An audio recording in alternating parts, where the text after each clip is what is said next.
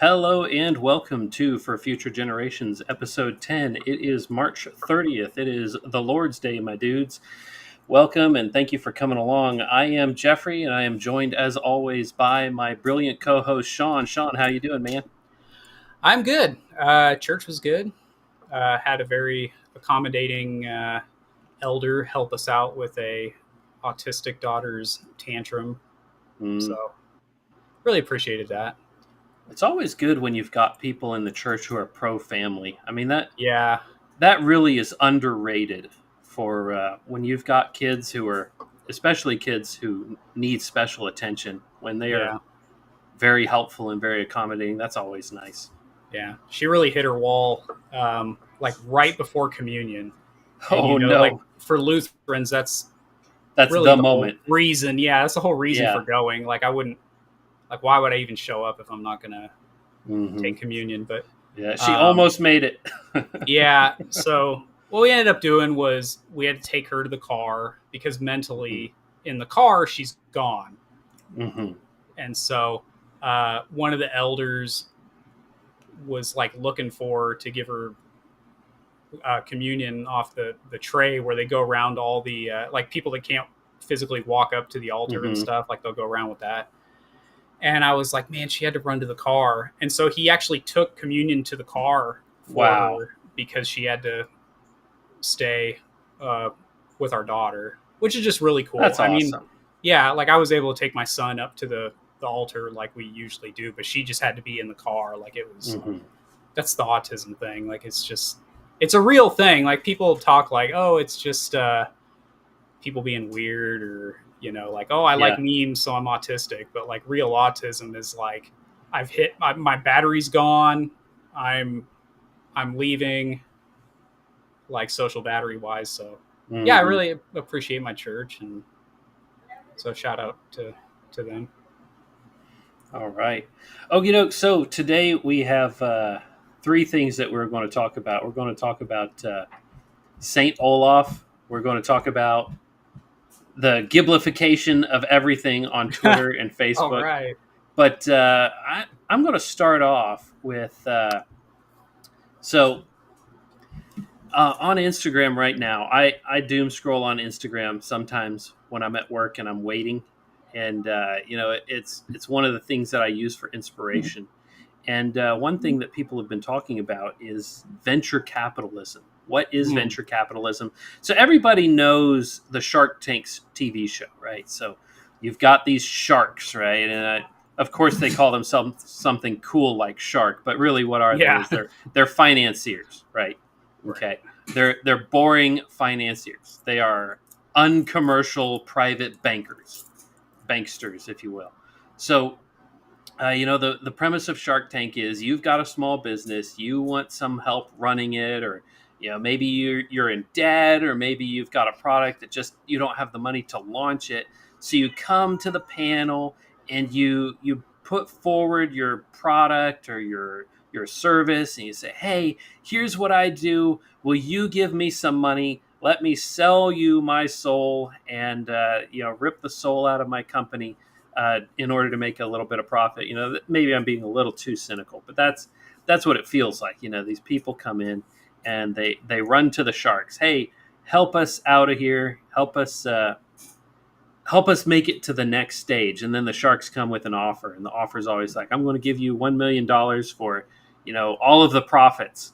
And I don't think it's ever that much. Yeah, it's like sometimes the deals are good, and sometimes the deals are just absolute murder. And but anyway. What happens when venture capital treads into the realm of established businesses? So recently, this year, a little bit ago, Jo-Ann Fabrics announced, they are filing for bankruptcy for the second time. And now my mother is a seamstress, quite an accomplished seamstress, actually. And so, growing up, I went shopping with her as a kid to, Hancock Fabrics, which went out of business, and then Jo-Ann Fabrics, which in our town bought the same building. So Hancock went under and Jo-Ann came in and just took Yep. it, scooped it up. They're like, we've got this customer base. And the thing that people are pointing out is that Joann Fabrics was actually doing okay. And then somebody came in and some people did Yeah. something, and now it's not doing okay. Some So nondescript. some high performance people, so to Yeah. speak, Yeah. came in, and Is that so wait, real quick? Is that like confirmed, or is that just we're doing the all meme right, right now? all right. So it's a little bit of a meme, but let's wait and see. Okay. Let's wait and Okay. see. I get to be surprised, just like the audience. Okay. Yeah, yeah. I'm ready. Let's do it. I don't have so full disclosure, the company that bought out Joann Fabrics is uh, what was it? GC Holdings. But anyway, point being, it the CEO of that company, his last name is Blue, which is just kind of an odd last name, but he's a fine looking fellow despite what he's doing. But anyway, so here are two Instagram posts. I'm going to play them, and I'm going to play them in their entirety because one of them is a little funny, and then one of them is almost kind of you know, it's fear mongering. It's just straight up fear mongering, and I'm going to have some bones to pick with the second one. The first one plays it very straight, and the second one is just not quite all that it's should be. We make a profit buying companies just to strip them for parts. Well, that's the genius of private equity. You're going to love this. Am I? First thing is we create a shell company to take out a loan to buy your company. Why would a bank lend a fake company that much money? Because your company is profitable and our shell company doesn't have anything. So we use your future earnings as the collateral to secure the loan. But you're going to gut it. Yeah. All right, so first thing first, this is exactly what happened with Joann Fabrics and with Hooters and with a couple other different companies that are going under right now, Party City as well. A company comes in, uses the company they're about to purchase as collateral in the loan to purchase the company. I don't know about you, but to me, that seems like that should be illegal. So you're saying so they're taking out a loan, Mm-hmm. and they're using that money to buy the company. Yes. So you come to the company, you say, okay, I have, DBA or I have Corporation X, and what we're going to do is we're going to buy that company, let's say Widget International. So you go to, extra big bank, first extra big bank of downtown. You walk in there and you say, hey, I want a loan to buy Widget International. And they say, okay, what's your collateral?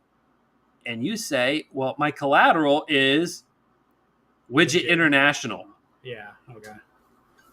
Yeah. So the money that you're buying the company with is given to you because of the value of the company. Let's just see where they go with this. Yeah, but the bank doesn't know that. So once the shell company owns your company, we get to work. Are you loving this? No. Kind of a Debbie Downer, but just wait. Second thing, if we want to keep any of our new assets, we spin up new shell companies to buy them for pennies. How is this legal? Well, that's another word I'm not super familiar with. Anyways, third thing, our parent company charges your company massive management and consultant fees while we're selling off the rest of your assets. So that stopped at a good. That stopped at a good spot. So you now have this company that comes in and charges the subsidiary for services rendered. And the services rendered are how to not go bankrupt or how to run your company more effectively. And that money is essentially just going straight into the CEO's pockets, the board members' pockets. It's like, okay, we're going to teach you how to run this company we just bought, and you're going to pay us to do that. All right? It's fully legal. It's not illegal. It's very shady. It's kind of a little risky, but let's see where they go with that. This is what I don't get. Why would I sell you my company if I could make more money just stripping it myself? Because you can't. So how do you? Oh, no, we can't do that either. But this is... Okay, so, the line that everybody gives is, okay, venture capital is when you buy a company, sell off all the assets and make money. It's like, well, and he raises a good point here. Well, if you can do that, why don't I just do that? Why am I selling my company to you? It's like, well, that's not actually where you make your money. So where are these people making their money? First off, we already talked about, you're charging them consulting fees. You're charging them not just consulting fees, but also you are, well, he hasn't gotten to that yet, but this is where the big money comes in. And it'll go into a little more detail in the next one too. This is the part that I know you're going to love, because after our shell company bought your company, we merged them. Ooh.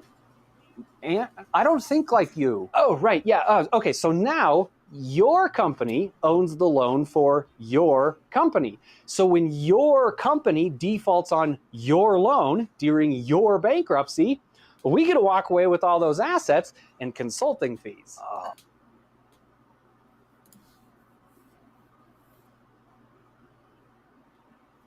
That's the game. That's the game. So we're going to use this money that we got to borrow to buy your company. We're going to come in, sell off a bunch of assets to line our pockets to pay the upper company, the holding company. And then the subsidiary, which is now you, is going to assume the debt and liability and go bankrupt and default on the loan. Yep. So this is exactly what happened to Hancock Fabrics. Hancock Fabrics was purchased in 2011 and saw some very they had to do a lot of restructuring in 2011 because of they still had a lot of competition. If you can recall back to that time, that's when Amazon was starting to take over a lot of the market share. And Amazon does have something to do with this. People aren't writing about this and talking about this in the write-ups they're doing about Joann Fabrics. But people like Amazon have functionally replaced a lot of small-town businesses where you would go to buy odds and ends. And why would I get in my car, drive to Joann Fabrics? I keep forgetting to stop by there on the way home from work. And my wife's like, why do you keep forgetting? And I'm just like, you know what? I'm just going to get on Amazon. I'm going to throw it in the cart. I'm going to have it here tomorrow. Same day shipping, what have you. Her bobby pins, her new treadle for the sewing machine, her bobbins, what have you. I can have it here tomorrow and not have to forget driving and stopping at a store to pick some stuff up. Or her, if she's out doing her shopping, that's one fewer store that she has to stop at. So that has a lot to do with it as well. But that's not everything, because in 2011 they did a lot of restructuring and they had a massive amount of debt that they were having to climb out from under. But they did. They made it out of the debt, and then they got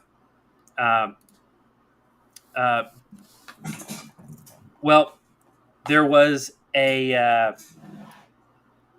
a big struggle in the business when they did when they went through COVID.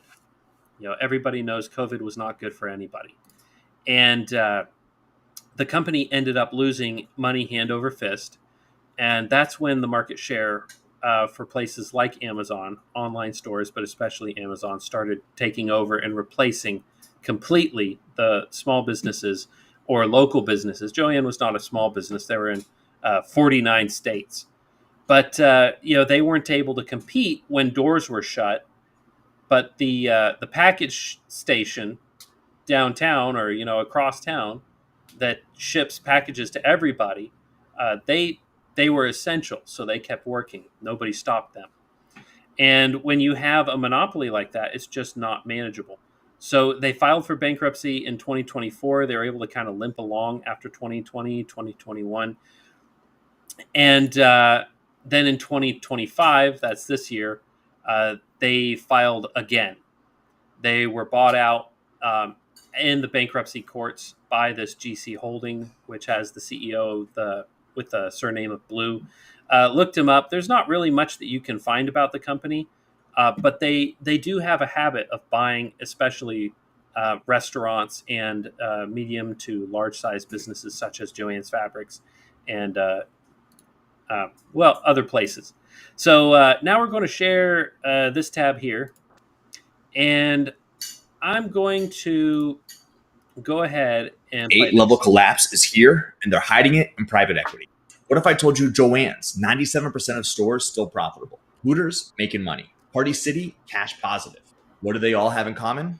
They were all bought by private equity, and now they're all going bankrupt. Why? Private equity loaded them with back floating rate debt, the new adjustable rate mortgage. You see, a lot of these companies took out loans back in 2020 under the advice of PE firms when interest rates were next. So this is where the money shuffling starts getting a little curious. So these companies draw out loans because, as you can see in the picture, rates have never been better, right? Your interest rate is at an all-time low. Let's pull out a bunch of loans and let's use that to build our business, and we won't have to pay back huge amounts of interest because of these artificially low interest rates going into COVID. Nothing. But when rates rose like they have since 2022, businesses were saddled with heavy loan payments and forced to collapse. So these businesses that he's talking about, these are not the same businesses that have these low interest loans. These are other businesses, businesses who utilize debt to stay afloat. They are now competing against businesses that got the low interest rates.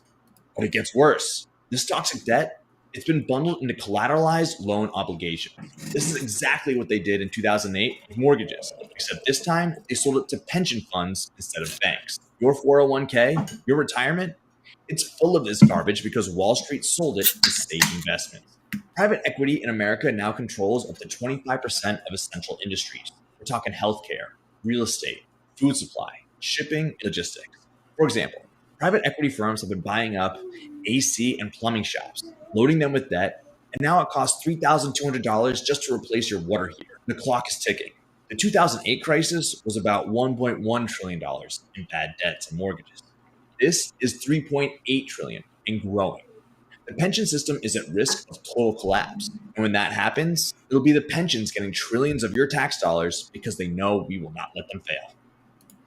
So, yeah. You can see how I mentioned it before. It's a bit of fear mongering.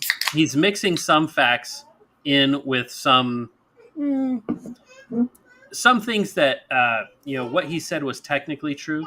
Like when you have to notice the tricky wording there. He says Joann Fabrics was profitable. Okay, that's correct. Hooters still making money. Okay, there's a reason he didn't use the word profitable. Because they were making money, but they were not making enough money to sustain their current business flow. Hooters and, let's just say unsavory bars where the girls aren't wearing quite enough have actually been going down in popularity among the populace. People have been writing about this. We're not entirely sure why, because it does not trend with a more typically people would be like, oh, well, the reason is because people are more religious. The religiosity is killing Hooters and Twin Peaks. It's like, well, no. If you look at the rates, the younger people are trending more religious, but it's not quite caught up yet. The vast majority of people in the United States do not hold to extreme religious views. And so that doesn't seem like it can be what it's chalked up to. Maybe it's just family values, who knows? But whatever the cause is, titty bars are losing. They're going out of business. And I'm not going to say that's a bad thing.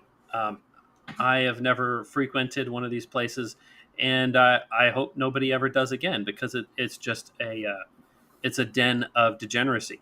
Now, some of the other things he talked about, the fact that they're shuffling money around in these curious ways. This is where I think the law should come in. I do not think that it is at all moral to borrow money based on the assets that you are going to buy with that money, then not pay back that debt, and instead file for bankruptcy as the company that you just purchased and sell off all of your assets and take a big chunk of the change in the meantime, which is essentially what they're doing. Debt and ownership should have names and addresses. Yeah. This is a problem that we have with Wall Street in our society right now.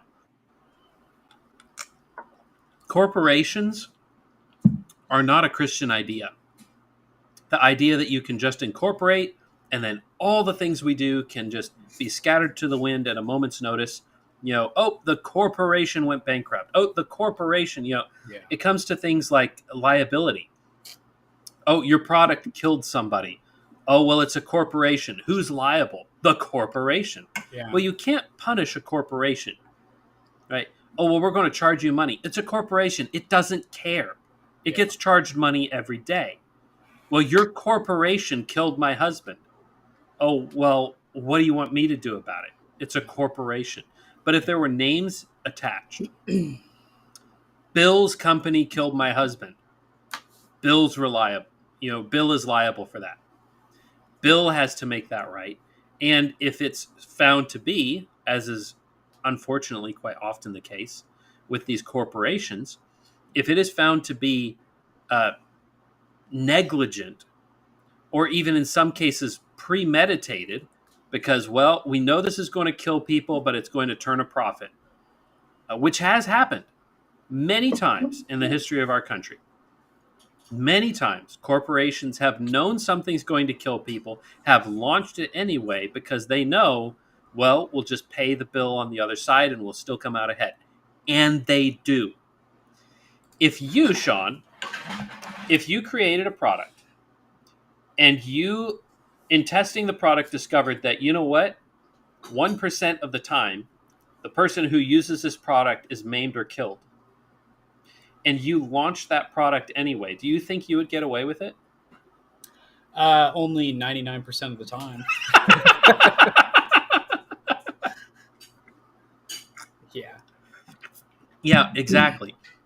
But if you, Sean, make a corporation and you get a CEO and you get a board of directors and you get all of this plausible deniability, a bunch of people who can just pass the buck between and never have it ever land on somebody, the corporation can be found liable and just pay to make it go away. And that's why they call it, some of them, a limited liability corporation or company, whatever this stands for, because they want to make these kind of shell. It's almost like shell people is how they, we have like shell companies, but then they have like a legit corporation it's like a shell person. Like, oh, sue the straw man over here. Don't sue the flesh and blood person. Yeah.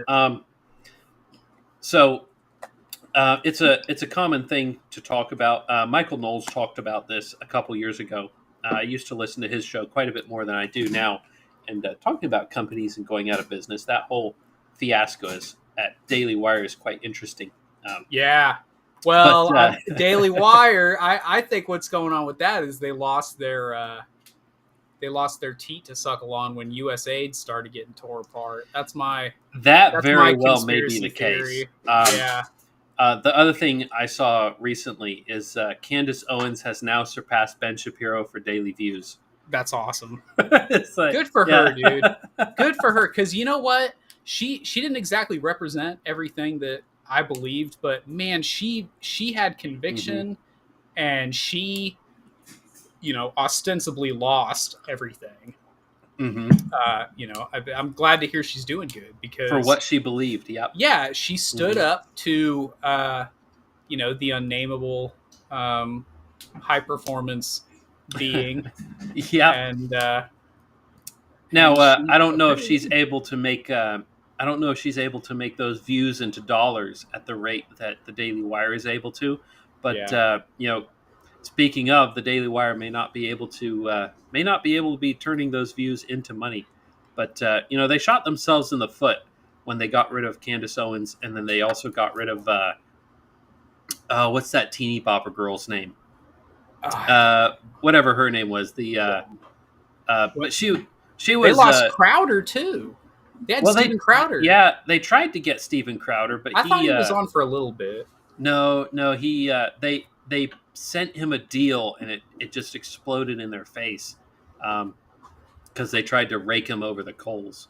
But high performance behavior, But anyway, here is a video, and I'm going to drop this. I'm going to drop the link to this into the show notes because this is a very interesting video made by a guy whose channel is called Good Work. And hey, I'm sorry, real quick. I had to deal with something off camera, but I did have some things to say about the topic we were just talking about. Yeah, I forget where I had read this from, but one of the kind of tricky things they'll do with debt, these companies, is they'll borrow money, and then they'll borrow money that they don't need to borrow. Right. So it's not like they don't have the money. They'll borrow the money, and then they will use that borrowed money to do their business with. And then at the end of the year, when taxes come in, well, we didn't actually make any money. Yeah. I have debt, so I can't pay taxes on debt. So, that's the money that they use, and then that's how they get out of taxes. Which brings me to the bigger umbrella issue with what you're talking about is that shady practices like this and playing the system and all these kind of things, even the ones that are like legal and not immoral, like for instance, Bitcoin is not immoral in any way. I seem to have lost Jeff for a second, but what you're essentially doing, you're not actually like creating something, right? You're not building a house. You're not growing food. It's all just kind of a shell game. You have to be like wise. Your microphone is off, by the way.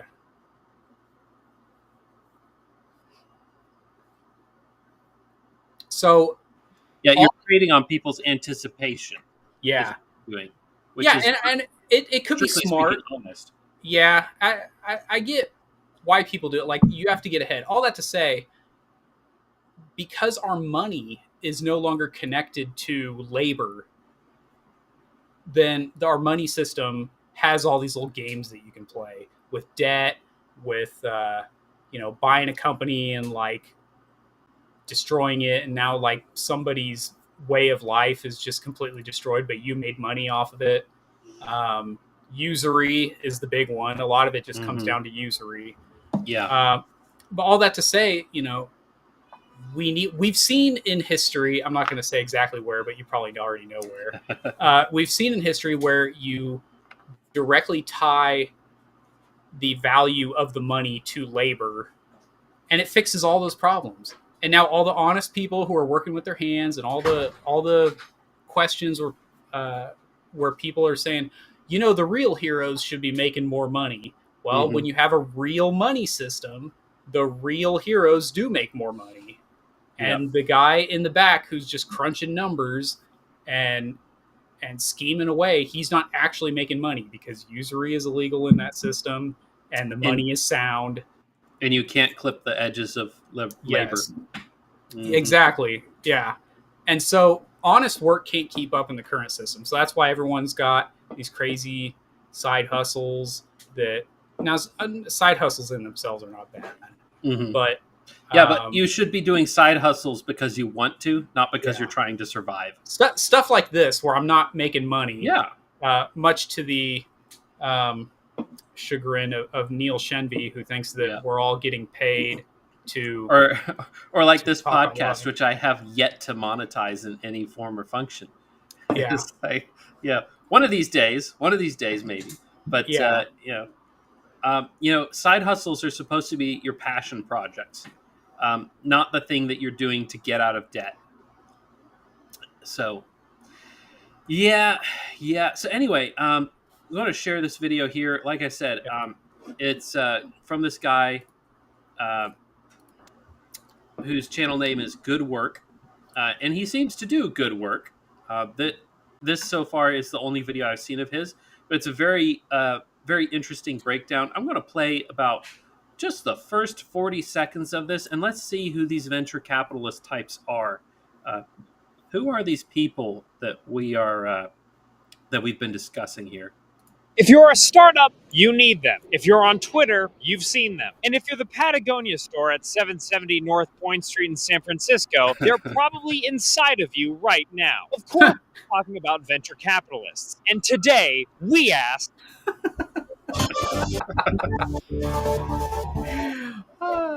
Absolutely great. I'm here in beautiful Silicon Valley, California. That's not Silicon Valley, dog.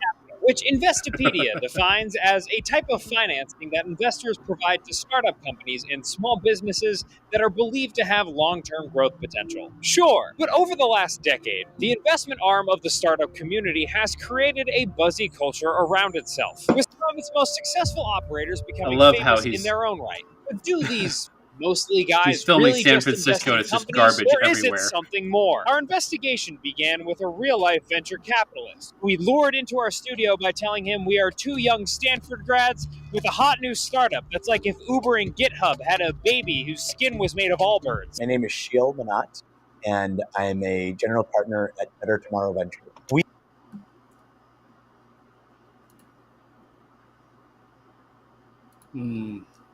Yeah. Sheil Banat.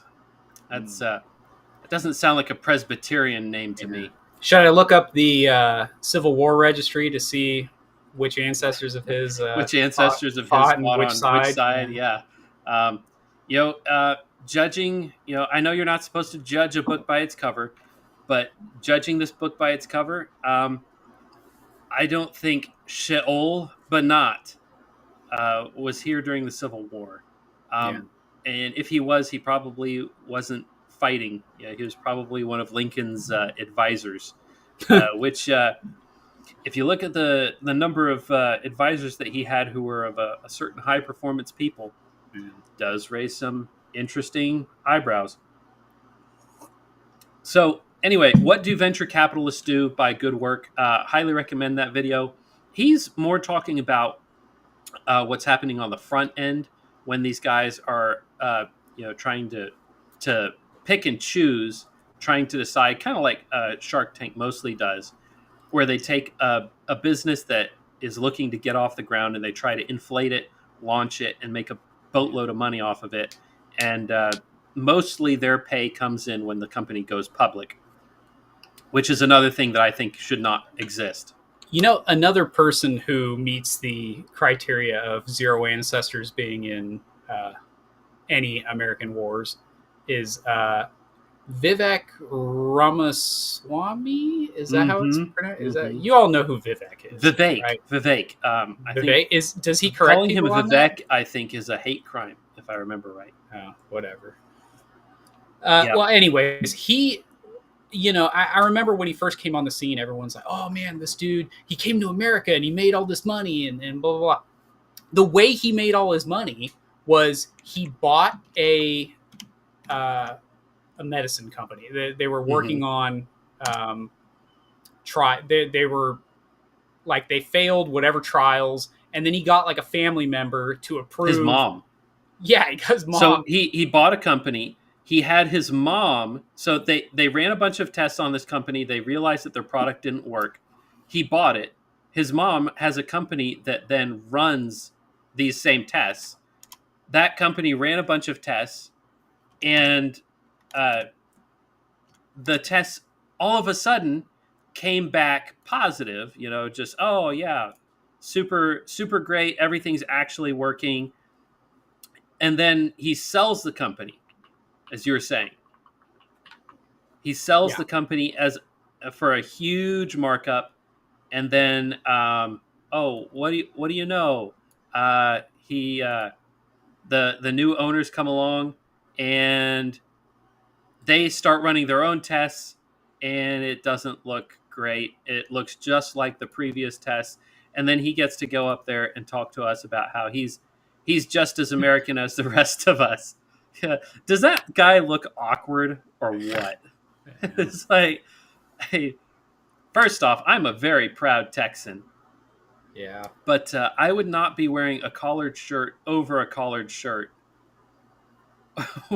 with a tie on it. Hey, that's not a jacket.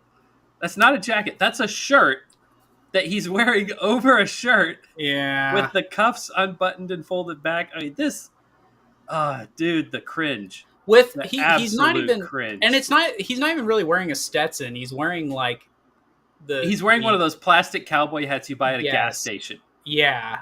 It's like what maybe what the DPS wear, right? Yeah. They're all hat, no cattle.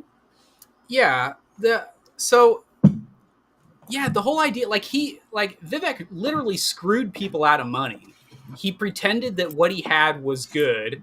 Right. He sold it in that way. And then, it's giving off Amish vibes, bro. yeah. Anytime I wear this hat out in public, everybody's like, "Are you Amish?" I'm like, maybe. See the mustache? I'm not Amish. This mustache says I'll kill you. Hey, speaking of beards, do you know who Sockeye Beard Company is? Is this a friend or? Sockeye Beard Company is he's a mutual on Twitter, and he sells beard stuff. I have yet to look into it, but make me a admin on the. Let me add you in here real quick. Sorry, folks. We'll give some. There you go. Here, I'll get some free advertising for you. We're not big enough to charge yet. We'll do this one for free. Sockeye Beard Company. He sells beard stuff. I am trying something right now. I don't think it's working, but it's the whole uber natural. Don't put anything in the hair or beard. Just wash it out with hot water and a little bit of vinegar every once in a while. But things are getting frizzy, so I might have to look you up. Yeah. So and I have the kind of job where I have to wear a respirator, so no beard for me. Yeah, that's right. So you'll have to do the mustache that keeps getting smaller and smaller and smaller every time. It's for the respirator, I swear. Every time your sergeant sees you, he's like, "You need to trim the size of your mustache," and it gets smaller and smaller. And then eventually, you're like, I've wanted mine here." Yeah, like you ever see the episode of The Simpsons where Mr. Burns keeps telling the guy to shave his sideburns? No, I've not. Dude, I've not watched a single episode of The Simpsons. Basically, Mr. Burns is like tells this one employee over and over again. He's like, "And shave those sideburns," and it goes up and up and up, and like to the point where he's basically got a mohawk. Mohawk. And he's like, "Mr. Burns, I don't know what you think sideburns are, but I'm running out there." I've shaved about all I can shave. Yeah. All right. Well, before we roll into your topic, let's go ahead and just go through the chat so far. So, Giraffe Groper said, or Groiper, Giraffe Groper, Giraffe Groiper. Good evening, gents. My first time catching you live. Giraffe, good to see you, man. Thanks for coming along. Seaside Life says there was a. I was trying to remember what I didn't understand. Yeah, sorry. Sometimes we are less than eloquent. Just got in, and that was what I heard. Yep. Sometimes you catch us at a bad moment. Sometimes you will log in and catch us right when somebody drops, and then Sean will be talking, and I'll disappear, and then Sean will be trying to continue talking about what he's talking about, being like, "Is Jeffrey still here? Are we still live?" Yeah, the topic that you researched and I did not. Yeah, and I'm like, "Oh yeah, that's yeah." All right. Seaside Life says, I do a side hustle because I want to. Good for you, man. Good for you. I'm glad to hear it. It's great when we have people who are succeeding. That's what we want for everybody. That's what we want for all the guys. We want you to be gainfully employed or even independently wealthy so that you can be doing something fun on the side. Sockeye Beard Company, look him up.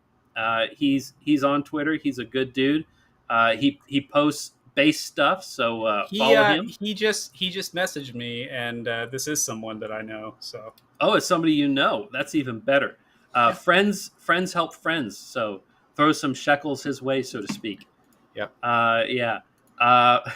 Thaddeus Johnson, Amish vibes. Yeah, Amish vibes indeed. I get two reactions. I'm a hat guy, and I like I like fedoras, but I like real fedoras, not like your internet atheist fedora tipping guys. I like the Indiana Jones hat, and those are the two things I get when I wear them out. Is Indiana Jones, and are you Amish?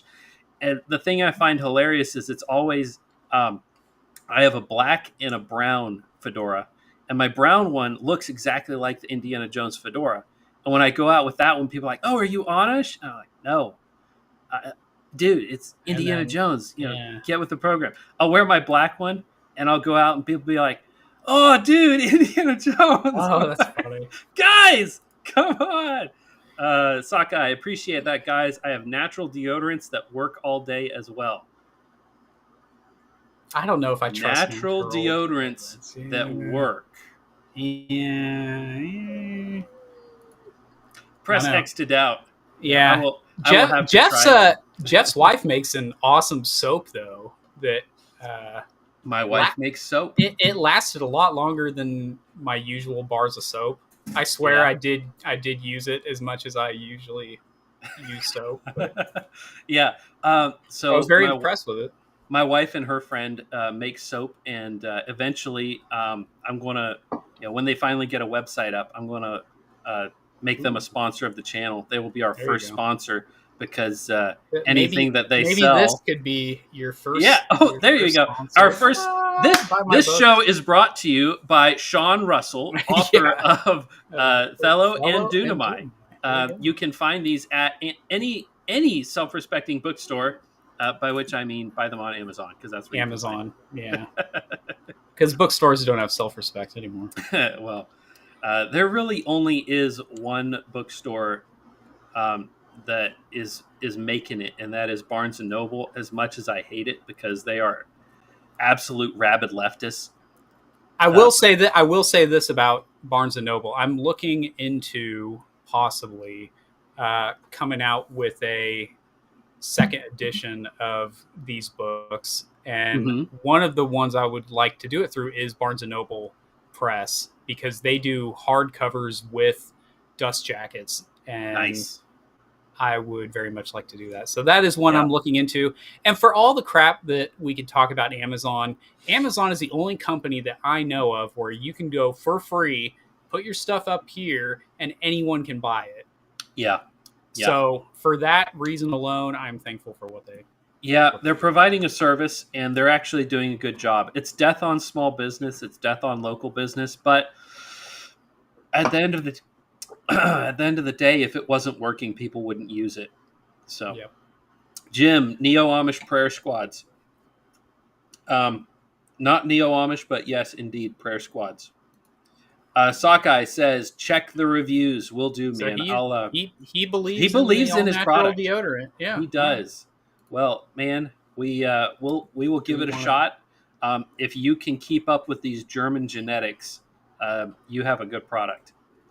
Yep. Do we want to go ahead and go into my topic now? Yeah, take it away, Sean. So St. Patrick's Day was 17th. Yeah, but I'm looking at. I'm trying to do math real quick. There you go. St. Patrick's Day, I was like, well, St. Patrick, everyone knows he's the patron saint of Ireland. And so I got to thinking about my own genetic past, my own ancestry, which, by the way, I'm going to share this real quick because it does lead into what we are talking about. This is me right here. And I checked these numbers just to make sure that they added to 100%, and they do. So if you really... Because I was wondering, like, are people going to... If there's, like, a couple, like, like a 0.5% out here, are they going to say, I bet that's African? But no, this is all 100%. Well, what happens if it's over 100%? That's what I want to know. If there's less than 100%, like, Yeah. oh yeah, there's something sneaky going on in the background. But what happens if you add them all up and it's more than 100%? Yeah, I don't know, man. I guess you're more human than human. Anyways, these and for people, by the way, for people who are going to say like, "Oh, I wouldn't give my DNA to companies cuz they'll sell it and whatever." Yeah, that's true. But I was also in the US Army, and at MEPS they took my DNA, they took my dental records, my fingerprints, pretty sure They they did looked at your butthole. eye scan. Yeah, they did. They said, bend over and let this Indian guy look at your butthole. And the Indian guy said, that's a butthole, all right. You can be in the U.S. Army. And so, yeah, everything that, all that to say, Israel already has all the information on me that they could have. Mm-hmm. So I said, why don't I spit in a tube and see what comes out? And what came out was a whole lot of Norwegian. Some of this is Swedish, but the vast majority, when I break this down, is Norwegian. French and German. I know a lot of people are going to say, oh, you're French or whatever. But I mean, anyone who historically understands why these two are connected like that. Yeah, it's northern France. And Brittany isn't really France. They're a distinct phenotype. Yeah. Aquitaine. Yeah, I looked up some of these. I don't fully understand all of these, but some of it does show up in actual Germany, like even modern day Germany. Yeah, and then of course British. And I had to Google what Grampian is. I'd never heard that before. I still don't know off the top of my head. But back anyways, in my day, yeah, that's what. So you would think, Grampian would be a quarter, wouldn't you? We was walking uphill both ways barefoot in the snow. We was. Yeah. So, anyways, it's basically Vikings and people whom Vikings did their thing with. Yep. And so I've we could even do a whole episode on me and my biological father and that whole thing, but I just put that up there just to show people. Like, I was like, you know what? I know who the patron saint of Ireland is. Who's the patron saint of Norway? Because Norway is by far the vast majority of where my ancestry comes from. And so I found that it is this gentleman here. He is Saint Olaf. He is King Olaf II. And I just thought this is a really cool picture of him here. Pretty awesome. That's a huge axe. Yeah, it's probably exaggerated if we're being honest. I don't think that's. But he's got his cross here, and someone was saying, "Oh, this is Renaissance propaganda or whatever." Yeah, I know, but it's a thought that counts. If true, don't care. This one's really Renaissance propaganda here because he looks like every painting of Jesus. Yeah, he definitely didn't dress like this. He definitely didn't have this kind of armor and whatever. I was joking with Jeff before the show that he's essentially doing a George Floyd thing here because you have this dragon with the George Floyd-esque head. I can't breathe fire. Yeah. Yeah, that's a good one. But yeah, he's Christian king doing his thing. And then that ball that he's holding, that's a symbolic thing. Whenever the kings of Europe were being crowned, they would always hold the ball. And I did read up on that one time, and the origin is completely unknown, but it has something to do with Christian nationalism because it's showing that he has the power of execution. And the cross on top of it has to do with that he's a protector of the church. So that's not the holy hand grenade then? Well, people speculate that is the inspiration for the holy hand grenade of Monty Python fame. For sure. Where was I going with this? Okay. So these next things I want to make sure I gave credit. Churchpop.com, because I just really like the way that they organize these little facts and stuff. But their website is awful. It like crashes on me every time I try to. So I had to screenshot. So you can see it's like loading, when I screenshotted it, but I wanted to give them credit. Here's, graphic and text credit right there. I believe this is actually a Catholic website. Anyways, so Saint Olaf's born in 995, the son of a petty king in eastern Norway. So essentially, petty kings weren't. You can go ahead and put your camera on, by the way. Petty kings were not like king of all Norway. Harald Fairhair was the first king to unite all of Norway under one king.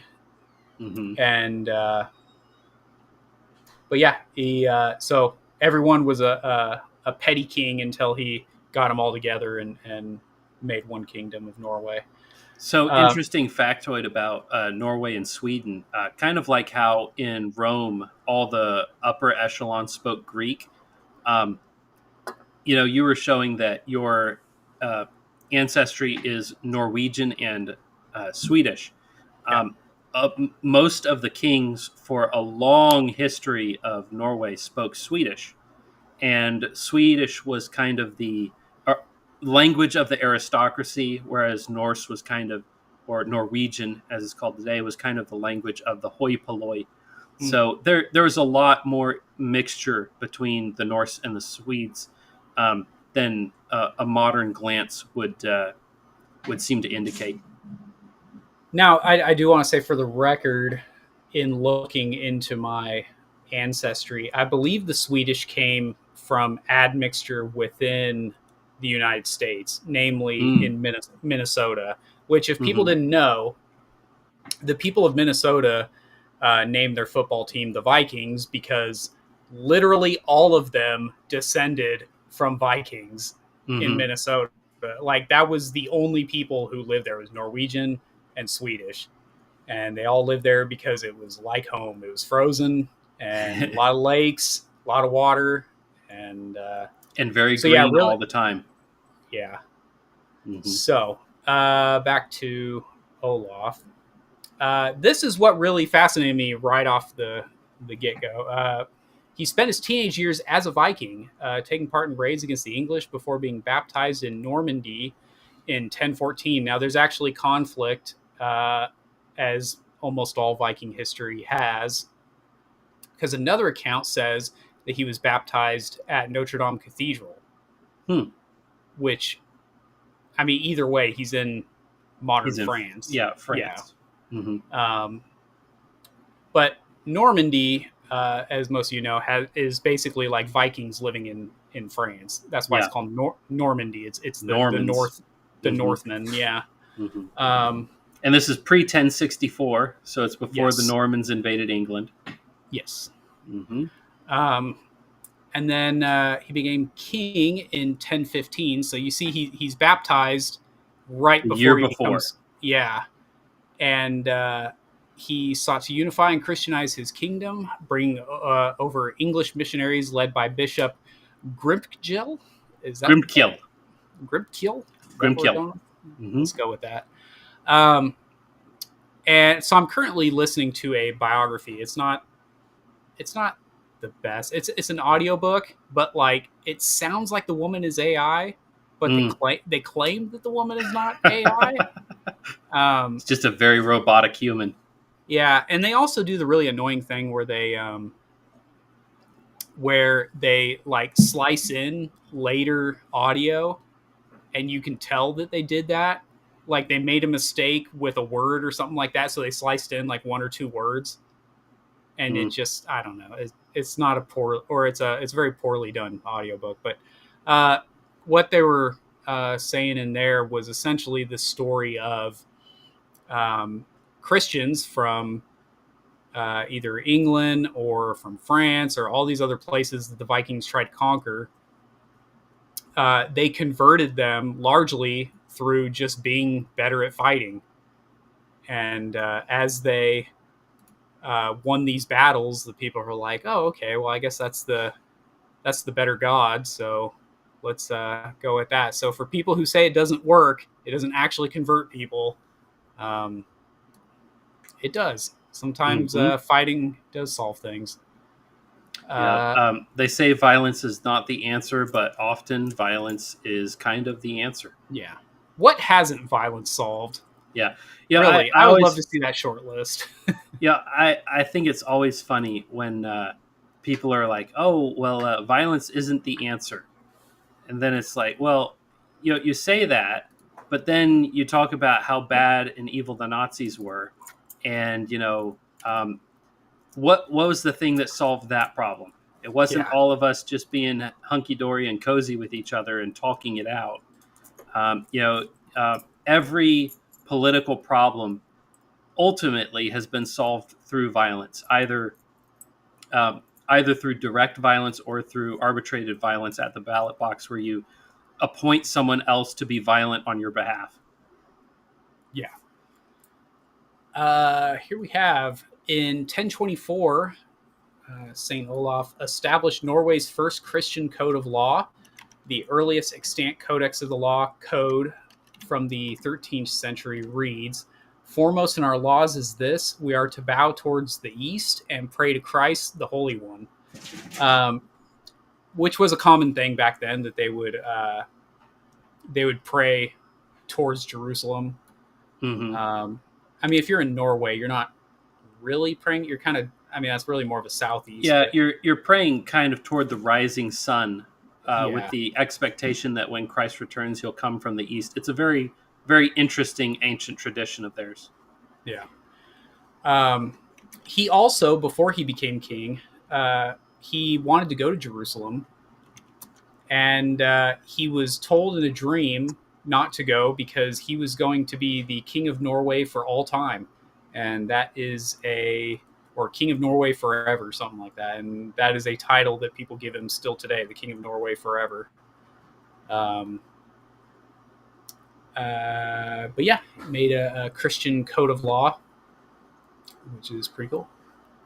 Yeah. So, the other thing I wanted to say on this, the reason that we bury veterans facing east today is the same idea of when Christ returns, he'll come from the east. Yep. Mm-hmm. Toward the rising sun.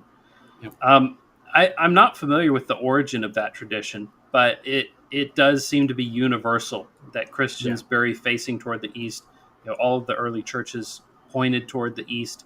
That was kind of the anticipation that when Christ returns, that's the direction he's going to come from. We should look into that. This guy is, this guy's giving Alfred vibes. He's the Alfred of the Vikings. He unites his kingdom, he Christianizes it, and then he makes a code of law. It's like, because we are in an English-speaking nation, Alfred looms large in English history.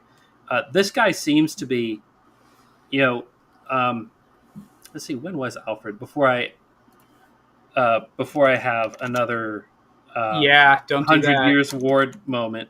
Yeah. But Alfred died in 899. So he's about 100 years after Alfred, who was the first Christian king of United England. But pretty impressive nonetheless, because Christianity was, we take it for granted that European had a Christian heritage, but around the turn of the millennium, it was not, that was not something set in stone. The Christians were being overrun by the Moors in South Europe. They had taken the Holy Land. They were driving the Christians out of Constantinople. And in the north, they were being absolutely decimated by the Vikings. And so it was a hairy thing for a while. It looked like Christianity was going to die. And King Alfred and it looks like King Olaf turned that around. They saw the light, they came to it, and they didn't do it because they were weak, pathetic men. Despite what the internet pagans, internet atheists of yesteryear are becoming internet pagans today. Return to your ancestors' ancestral worship of these foreign gods and paganism. Yeah. The reason they became Christians is because Christianity killed their gods. Jesus came and murdered their gods. They cut down Donner's Oak. The stranglehold on Northern Europe was broken, and as was prophesied by Noah, no less. I'm looking for the word of what I'm. Oh no, I'm gonna. There's no way I'm gonna. No, You're that going to that find is. it in time. Am I thinking of the Merovingian Guard? Essentially, no, I might be The thinking of something. Merovingians. No, that doesn't sound I don't right. remember what they were, but I'm sorry. Anyways, let me just talk about what I actually came to talk about. 'Cause I'm gonna. Oh, what's the word? I know I have a book that I'm planning on. I almost wanted to. Where are they at? Oh, Varangian. That's why I had that. The Varangian Guard, or Varangian, however you pronounce that. Essentially, Vikings who became Christians and then became very they were people. they were absolute monsters on the battlefield. They were a mercenary troop in the Byzantine army. Yes. The Emperor of Constantinople hired a bunch of Vikings because he needed somebody who could kill Muslims, and boy, were they good at it. Yeah. So I mean, like this whole, and this was why I'll kind of go ahead to something else I was thinking of, but like the reason I was looking this up is that I was having kind of a bad week, and I was like, you know what, like I need something like this where I can look and say, like, my ancestors were able to do whatever. Now I don't know if I'm a direct ancestor of this guy. I have no way of, I mean, I'm sure there's some way of looking it up, but I do not currently have that knowledge. But usually if someone's from 1,000 years ago and they lived in your neck of the woods where like most of your ancestors come from, there's a shot, right? Yeah. If nothing else, he is the patron saint. So he's the guy that's supposed to be, the standard bearer for your people, right? Yeah. And since America's patron saint is literally the Virgin Mary, which is the silliest thing that I've ever heard. That's like everyone's patron saint in the Catholic Church, but officially the Virgin Mary is the patron saint of America. Oof, big oof. Yeah, not a fan of that, but we need somebody to come along and canonize Robert E. Lee. Yeah, Saint because Lee. the problem I have with that is that the Virgin Mary was not an American. Yeah, exactly. Whereas this man here, Olaf II, was Norwegian. He's Norse. Yeah, and he was the king of Norway, a united Norway, and he Christianized it. So he is someone I was like, you know what? Like if he can do that, then maybe I can do that, because there is. I believe the logic is sound with that. That if I can look back at my ancestors and I can say the people that I am made of were able to do the following things, I should be able to do the following things. Absolutely. Now I know that it's possible that some people listening here have ancestors who never left the Stone Age until they were enslaved, and that's the greatest contribution they've ever had to history. I get that. So maybe this doesn't apply to you, but when I look back at my ancestors and I see the amount of crazy ships that they were able to build that can cross oceans and then go up rivers, and then they would just like saddle them on their backs and carry them over land, like these are some inspirational guys. So based kings, absolutely. I mean, they settled Iceland and Greenland. They made contact with North America long before. Yeah. Like 400 years, 500 years before Christopher Columbus came along. Yep. So absolutely. Yeah, Leif Erikson. That's why I like to celebrate Leif Erikson Day. I like this comment because this is something true about St. Patrick. Says, I've been told that a favorite pastime in England is reminding the Irish that their patron saint is English. It's true. It is true. Yeah, it is true. Well, how many Irishmen do you know who have made world changing, done world changing things in their lifetime? It's a short list, if any. I can think of a poet or two, but Anyways, That's let's about get it. back. Let's get back to this guy. So after being exiled from his kingdom, Saint Olaf would return in 1030 and be martyred at the Battle of Stiklestad. Stiklestad. I'm awful at this. His last words being, "God help me," which, I'm sure there's a lot of not faithful people whose last words were also "God help me," but that's not the worst thing to have on your lips as you die. Yeah. After his death, now this gets into apocryphal history. After his death, his blood healed the wound of one of his killers and later restored the sight to a blind man. Maybe that happened. A year after his death, his body was exhumed by Bishop Grimkill and was found to show signs of incorruption, and Olaf was shortly thereafter canonized. So even people who will say, because I guess historically there is some argument about whether or not he was actually able to Christianize all of Norway. Some people say, well, they weren't like legit conversions because they were forced, because the prince was convincing them to. Yeah, right. They'll say stuff like that. Yeah. But what is not disputed is that his canonization very much led to excitement about Christianity. So he was canonized very, very shortly after his death, which is very unusual these days. I'm not sure how... well, maybe it's not unusual. I remember John Paul II being... Has he already been canonized? Are they talking about it? Or they were... I don't remember off the top of my head if John Paul II was canonized, but I know... who is the Indian lady? Sister, what's her face? Teresa. Mother Teresa. She was canonized. Okay. So yeah, it does happen, but you are correct. It is much more infrequent these days. Yeah. His canonization being is not disputed that his canonization led to a widespread enthusiasm over Christianity in Norway. Here, Nidaros Cathedral, the northernmost of the great medieval cathedral, was built over St. Olaf's burial site, along with being, I love this, I just learned this part today, along with being the patron saint of Norway, St. Olaf is also the intercessor for Normandy, which is not all that different, the Faroe Islands, carvers, and difficult marriages. So, squad, Yep. I guess all right, he gets guys. it, yeah. Bros. That's your guy to reach out to. I wonder how that happened. Maybe it's lost for history, but was he in a difficult marriage? I'm only like maybe halfway through this biography on him, so it's possible that was something. Yeah.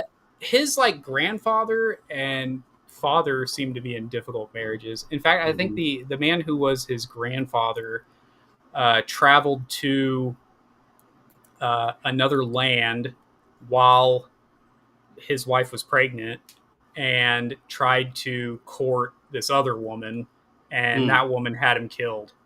Oof. So she wasn't having it. Yeah, she was like, nah, I've had guys show up at these shores many a time, so I'm not impressed. Yeah, well, I mean, on the Protestant side, just from what I've read, I think William of Orange is a great candidate for being the patron saint of difficult marriages. It is said, perhaps a little more tongue-in-cheek, that perhaps that was why he was so good on the battlefield, is because he didn't really have a good home life to go back to. He was like, you know what, if I die, I have peace. Yeah, it's like, and, God smite me. Yeah. This one right here I really liked. I would like to have this in my home because what other icon are you going to find where a dude is holding this gigantic axe? Dude, look at that! Mega-based. How sweet is that? Yeah. I also thought it was funny that they have him doing the neck beard here. Oh. Mm-hmm. Yeah, that's so right. Like, it's completely exposed. Yeah, so this is probably more accurate. Yeah, but nobody shaves this. Nobody does this on purpose, right? But he kind of have 5 o'clock shadow. I don't know, but it's very un-Vikingly. Yeah, the Viking, so, it's supposed to be super long and braided, right? Yeah, so I don't know. Maybe this is more historically accurate. Who knows? And I don't know. Maybe I don't know the it might be the origins. artist, but he also looks like he's a little wall-eyed, got a lazy eye going on. Yeah, a little bit. So that could just be bad art, but yeah, it could be. But this, I like the axe. That's what draws me. Also, what in the world is going on with the thorn there? Sthent Ulf. But clear it says Saint Olaf. Linguistics nerds are going to have fun with that one. But Saint Olaf of Norway. Yep. That's the guy. So that is the patron saint of Norway. Most countries don't have a cool patron saint. It's usually like this woman was able to be quiet for 10 years and all of the men were so inspired that they canonized her. She didn't talk in the movie theater. Yeah, or I think it was the I need to look this up. I think Saint Stanislaus is the patron saint of Poland, if I'm not mistaken. Saints. I guess they have a bunch of them. The primary patron saints. Oh, they've got multiple. Yeah, of course Poland does. Mm-hmm. But St. Stanislaus County is where I grew up. And I recently went to a festival at this Catholic church that was in Stanislaus County. It was at like St. Stanislaus Catholic Church. So the county is not named after the saint, but it has the same name as a saint. So the Catholic Church called their church after the saint. And we looked up, we're like, what's so impressive about this guy? Me and Thaddeus here in the chat. And the miracle that he performed was he said he was going to die, and then he died. So. Wow. Sweet, bro. Like, yeah, that was pretty impressive. Yeah. Hold my beer. Watch this. Yeah. Now watch this drive. But Olaf II is pretty cool, man. I like that he, within his lifetime, he's the guy that got converted and then converted all of Norway. Mm-hmm. I think that's really cool. And the fact that he was doing Viking raids against the people whom he would later reach out to in England and say, hey, could you send some bishops my way? Yeah. So that's pretty cool, man. So I'm going to be digging more into him, but I just wanted to inspire people to look into their own heritage. Yeah. I mean, we have a very rich heritage, and unfortunately a lot of that is being lost to time. The patron saint of Germany is, of course, Saint Boniface, and he's having a little bit of a resurgence. Yes. In kind of the right-wing Christian circles, with the Boniface option, he cut down Donner's Oak. Yep. His miracle was he cut down a big oak tree, and everybody said, if you so much as touch that tree, then Thor himself will come down and kill you. And he said, well, Jesus has killed Thor, so I don't have anything to fear. He cut down the oak tree, and lo and behold, Thor never showed up. Yeah. And he built a Christian church out of the wood of this tree. So it must have been a massive tree if it was big enough to make a church out of. So mega based. But those are the coolest patron saints, are the ones where it's, hey, this is the guy that converted this area. Mm-hmm. I love those stories. So like obviously St. Patrick was an English guy. He was enslaved in Ireland, and then he got free, had a dream. It led him to a boat. He went back to England, and then he said, I still have a heart for these people who enslaved me when I was younger. And so he went back and drove out all the snakes. Unfortunately, the Irish government has invited all the snakes back. But at the time, he had gotten all the snakes out of Ireland. And that's really cool. So where's Boniface from? Where is he from? Or was he a native German guy, or Germanic in some way? Or? He was a missionary to Germany. So let me look it up real quick. But he was English. Okay, well, there you Oh go. no! Am I going to have to? Yeah. Am I going to have to Sucks. start putting some respect on the English now? I don't know, Sucks to man. suck. I don't know. Yeah, but he was an English bishop, There you go. patron saint of Germania, known as the apostle to the Germans. So we're gonna have to do an episode on this guy because I am also very confused on. So the Germans at this time were still Norse pagans. Is that what's going on? Well, they were not Norse pagans; they were German pagans. But the distinction there is a bit of a distinction without a difference. So, yeah, definitely. I mean, their religion was very, very similar. Their alphabet was the same, so not at all surprising that they had the same gods. I mean, the Germanic people. There's been some work done by AIG, Answers in Genesis, about how kind of the proto-Greek religion, the Germanic paganism, and early Hinduism all seem to stem from the same ancestor worship religion. Not to bury the lead here, I'll just go ahead and say it. I think that Hector and the fall of Troy, I think that's all real history, and I think it comes out of the legends right after the flood and right after the Tower of Babel. I think all of that actually happened. Hercules and his feats, his triumphs. There seems to be a correlation between Hercules and I forget which Norse god, and then also a Hindu god, who all have very similar things that they accomplished within their lifetime. And then he's been kind of tied back to who was the hunter before the Lord of the Old Testament? I forget what his name is. Talking about Nimrod? Yeah, Nimrod. That seems to be some.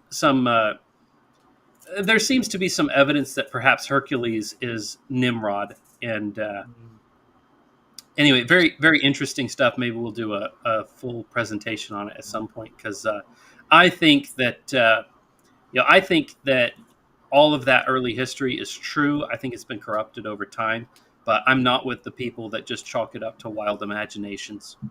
Yeah. Do you want to go into you said you had a second topic. Yeah, So I'm going to go ahead and let you introduce that. I got to step away. Sure thing. So before we get into my subject, I'll just go over the chats that were sent in during this one. We've got Sockeye says, "Gotta run." Okay, well, thank you, Sockeye, for sticking around, and hopefully we will see you. When the show, you can always listen back later. Most of our views come from people who have listened to the show after it has, not during the live program, but Monday morning when you're working, stick an earbud in, leave it on play, and just kind of stick your phone in your pocket, give it a listen. Thaddeus Johnson, I have been told that a favorite pastime in England is reminding the Irish that their patron saint is English. Yes, and unfortunately it seems that St. Boniface was also English, so going to have to eat a little bit of crow there. So, let's see. The Ghiblification of everything. So, Studio Ghibli, I am not a weeaboo. I am not a big anime fan. I don't know. No, I have watched at least one Studio Ghibli production, which was Spirited Away. I had a friend who was big into anime. He said, "Watch this." I did watch it. It was very weird. There was a lot of very strange stuff going on. I thought that the art style was definitely beautiful. I thought the story was interesting, but there was a lot of strange stuff going on as well. So the Studio Ghibli thing kind of took off when this one guy, Grant Slatton, who is, he's getting his moment in the limelight. He says, "Tremendous alpha right now in sending your wife photos of y'all converted to Studio Ghibli anime." And what do you know? It set off just an absolute firestorm when people realized, look, there's this kind of cute, very very soft art style. It's very endearing. It's very lovely, and you can just send a photo into AI. And this guy was using Chat GPT. They released a 4.0 that seems to be working very well. And look at how cute they look. You know, they've even got a corgi. I mean, very very Japanese coded right there. But look at how cute they look, and this has led to a lot of people in the comments just posting their Ghibli edits, and just a lot of very wholesome, cute pictures of pets, of family members, people, couples posting their pictures. Here's a cat, and just a very heartwarming art style. Shad Brooks on Twitter, he was talking about, some of the reasons that this is so popular is that Studio Ghibli just has a very almost sentimental style to it. When you put something into a Studio Ghibli style art, it just has this warm, happy feeling, which is not what I got when I was watching Spirited Away. There were some parts of it that were utterly terrifying. But the nature scenes, the river, the trees, just very beautiful. So now some people have taken the Studio Ghibli. You can see all these edits. Like I was saying, very heartwarming. Families, couples, pets, kids. We bought our first home. Just very very cute, right? Some people have chosen to do some things that are maybe a little less cute. And I did a thread. Oh no! I did a thread of what I thought were my favorite, Studio Ghibli edits so far, and these keep coming. So Yes. Here we go. Best Ghibli edits so far, a thread. Now this is my opinion. Some of the things I wrote as captions are a little bit kind of clickbaity. So please ignore the cringy captions. But no, you can't just make everything Studio Ghibli. And you got the bell curve meme. The bell curve. Let me here. I'll take my camera off. You can go. For those of you who are not familiar with the bell curve, this is the IQ laps.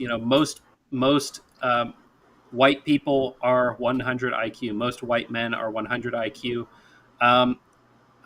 Whereas the outliers on low IQ, you've got less than 2% have an IQ lower than 55%. Something close to 2% have an IQ of 140, which is getting into genius territory. So the meme here is people who are midwits, people who are just 100 IQ, they'll have an opinion, and then the geniuses and the idiots will align on a thing, and they just they concur with each other. The horseshoe theory come real. Roof Koreans. How ironic to do Koreans in a Japanese art style, but based Roof Koreans, just an absolute moment in American history. This is a big eye-opening point for a lot of people with the LA race riots, that things were maybe not in our global homo, everybody living together in peace and harmony, that maybe things aren't as peaceful and harmonious as made out to be. That man is not real. I've seen a couple people do this edit. This one was the best version of that. Yes. Base dads sticking up for their sons. This was live TV, justice, manifest, absolute, based. Love it. If we could all learn a lesson from this man, vengeance for evil done against your children is a good thing. Don't let the school marms tell you that violence does not solve problems, because this man solved a very real problem in a very real way, and I've got nothing but respect for him. Scenery made peaceful by force of arms. This is, John Harris for all of his counter signaling that he's sending our way right now. He's a big Rhodesia fan, so here's some good old white boys just summering it up in the short shorts and the cargo shorts, shirtless in the sun, just having a great time. Yes. Based king defending his homeland. How about that? Talking about this is from your neck of the woods, Minnesota. Well, in this case, Wisconsin. But the summer of love. I'm sorry, but the summer of love stops now. The Burger King. Yeah. The airline shouter. There's a little bit of a deeper cut on this when you read into it. Evidently, one of the reasons he does this is because he's being extradited, and he doesn't want to be extradited back to wherever it is he's going. So he will cause a ruckus on airlines by shouting racial slurs and get kicked off the plane. And you can't be extradited if you get kicked off the plane. Speaking of burgers, here is our favorite president. Oh, boy. I tell you what. He looks so happy. As far as the memes go, this last election was just absolutely wonderful with him working at McDonald's. And speaking of kings, there is our guy, our boy, on the most popular podcast, I believe, the most listened to and watched news at all. Period is. Tucker Carlson. Tucker. And they don't want you to know this, but you can just do things. And Andrew Isker, he just went and did something. So, looking forward to the episode drop of that. Looking forward to that a lot. Oh, and man. The walls are closing in. Do you remember? Oh shoot! No, go away. Oh no, I lost it. Hang on. I'm going to have to just scroll down back to where I was. So the mantra at the time was, the walls are closing in. The walls are closing in. Yeah. You know how the news reporters were all saying the same 5 lines. This is it. And that was it. They finally got him. But not to be feared. He got out. He got a job. Do you remember the dumpster defenders in 2018? I do not. I don't remember this at all. This was in our neck of the woods. These two hillbilly guys in Texas, they had a dumpster out front of their house, and a guy came by and tried to throw away a mattress in their dumpster. And evidently this was an ongoing problem with him throwing away just huge pieces of furniture and garbage in their dumpster. So they came outside with a Glock and a shotgun to tell him to go away. And he escalated things, and eventually he was telling his wife, "Go get my BB gun. I'm going to shoot these guys." Which, word of advice, don't bring a BB gun to a gunfight. And then eventually he went to his truck and grabbed out a baseball bat. And the old man is, he's sitting there holding his gun, and he's just like, "Yeah, swing. Come on, man. Come on. You're threatening to kill me. Go ahead and take your shot." And sure enough, he swung the baseball bat, and he got absolutely lit up. So word of advice, don't bring a baseball bat to a gunfight. It will not go well for you. They did get arrested and charged. The young man, so the old man shot him with a pistol, and then the young man blew him away with a shotgun. The old man was acquitted because he was being swung at with a baseball bat, and the young man got a sentence. It was a light sentence for just absolutely murdering a guy. But I think he got 10 years because he shot him after he had already been shot, and the fight was over, according to a jury of his peers. All the memes, every meme template is getting a Studio Ghibli edit. Yeah. So fantastic. Love it. This is one of my favorite. Fight. That iconic scene. You and I were together when this happened. I remember that. Yeah, that's true. Yeah, we were in Fort Worth at a political convention, and Trump got shot. And for about 5 minutes, we were leaving. Know. Yeah, we didn't know if he was alive or dead. And Twitter got to it before any of the news got to it. It was, I get my news from Twitter now because it is more efficient. Yeah. But just absolute iconic moment. Very interesting to get into conspiracy theory territory a little bit, CNN did not cover a single rally of Donald Trump. And then for some reason, they chose this one. Not only did they cover it live, but they were filming him with high definition, slow motion 4K cameras that were taking shutters so quickly they caught the bullet in midair. No kidding. Now, why? Why? First off, if you're reporting live from this when you've never done it before, why do you need a slow motion camera on Trump's head? They wanted to have the Zapruder film of our generation. They absolutely did. They wanted to have Donald Trump's head being blown apart on national television. Yeah. I think the Zapruder film was premeditated. I think this film was premeditated. I think people who were in the know were putting cameras in place so that they could get it, so they could rub our nose in it for the next 60 years. You thought you had your guy, and we took him out. Well, you missed. You missed. Got Saint Olaf back at it again. Yeah. I can't breathe. He literally could not breathe, but it's not because he had a knee on his neck. It's because his lungs were full of water because he was overdosing on fentanyl. Yeah. So the woman that this one is based off of, I've said this before. She is, and I'm not exaggerating, the most beautiful woman I've ever seen. Like it's obviously a picture, so I'm not like seeing her in real life. But if you've seen the original picture, like she is absolutely gorgeous, stunning. Yeah. Absolutely stunning. And the uniform doesn't do the uniform doesn't hurt because I tell you what, they had drip.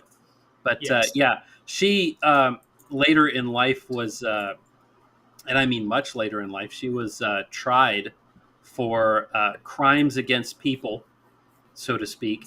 She was a typist, and they tried her and threw her in jail, and she died in prison because of a thing that didn't happen.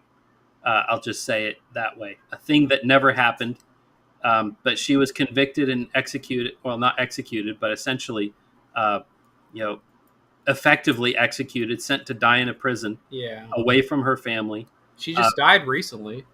Yeah, because of vengeance from some people, some high performance people who have no heart and no remorse and no mercy, and a very, very tragic end to a very stunning young lady. Speaking of the Zapruder film, we got our Ghibli edit. Somebody is missing. Yeah. From this photo. Maybe it was a little much for the AI. It wasn't quite going to put him in there. But you know what's funny is, I mean, it's not funny at all. But have you ever heard the reason that she gave for jumping out the back like that? Was she thought like, oh, this is part of my husband's head, he needs this. So she had this idea, like she was gonna, in the moment, obviously, like she's like, oh, my husband needs these pieces of his brain and his head and stuff, so I'm gonna make sure I collect all this. That's supposedly, I don't know how true that is, but that is a... I think it's much more likely that she was driving toward people shooting at her and had a panic attack. Yeah, could be. Yeah. But that was like a weird thing that I'd heard. Like, man, that's morbid. Anyways. I remember this floating around on the internet when it happened. Some girl who was being questioned and just extremely photogenic. I don't remember anything other than that it was just kind of an iconic moment because of how good looking she was. Kind of a similar theme to a previous photo. Yeah. Oh, oops. Yeah, this Studio Ghibli edit is not available in China. One of those tanks has 2 cannons on it.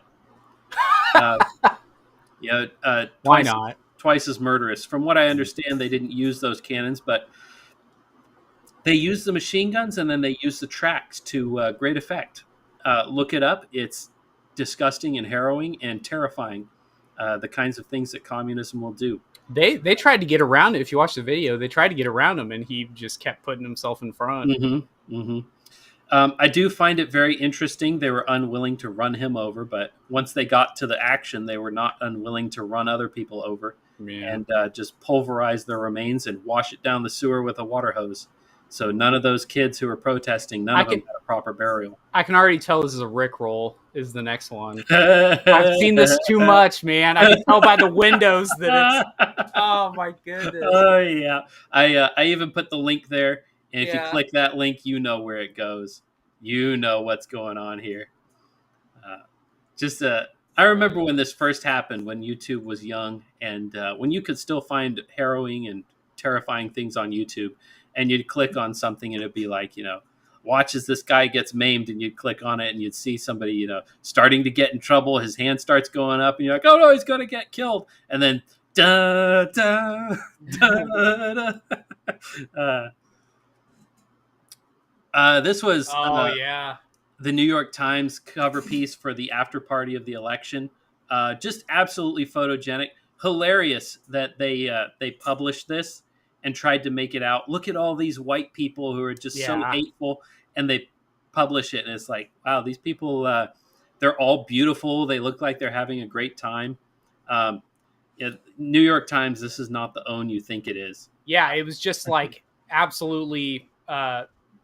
like genetic masterpieces of people having a great time. Everybody's happy. Yeah. The edit doesn't do it justice. Like, it was just a great... The only guy who looks accurate is the guy who's like exaggeratingly laughing in the very middle. Mm-hmm.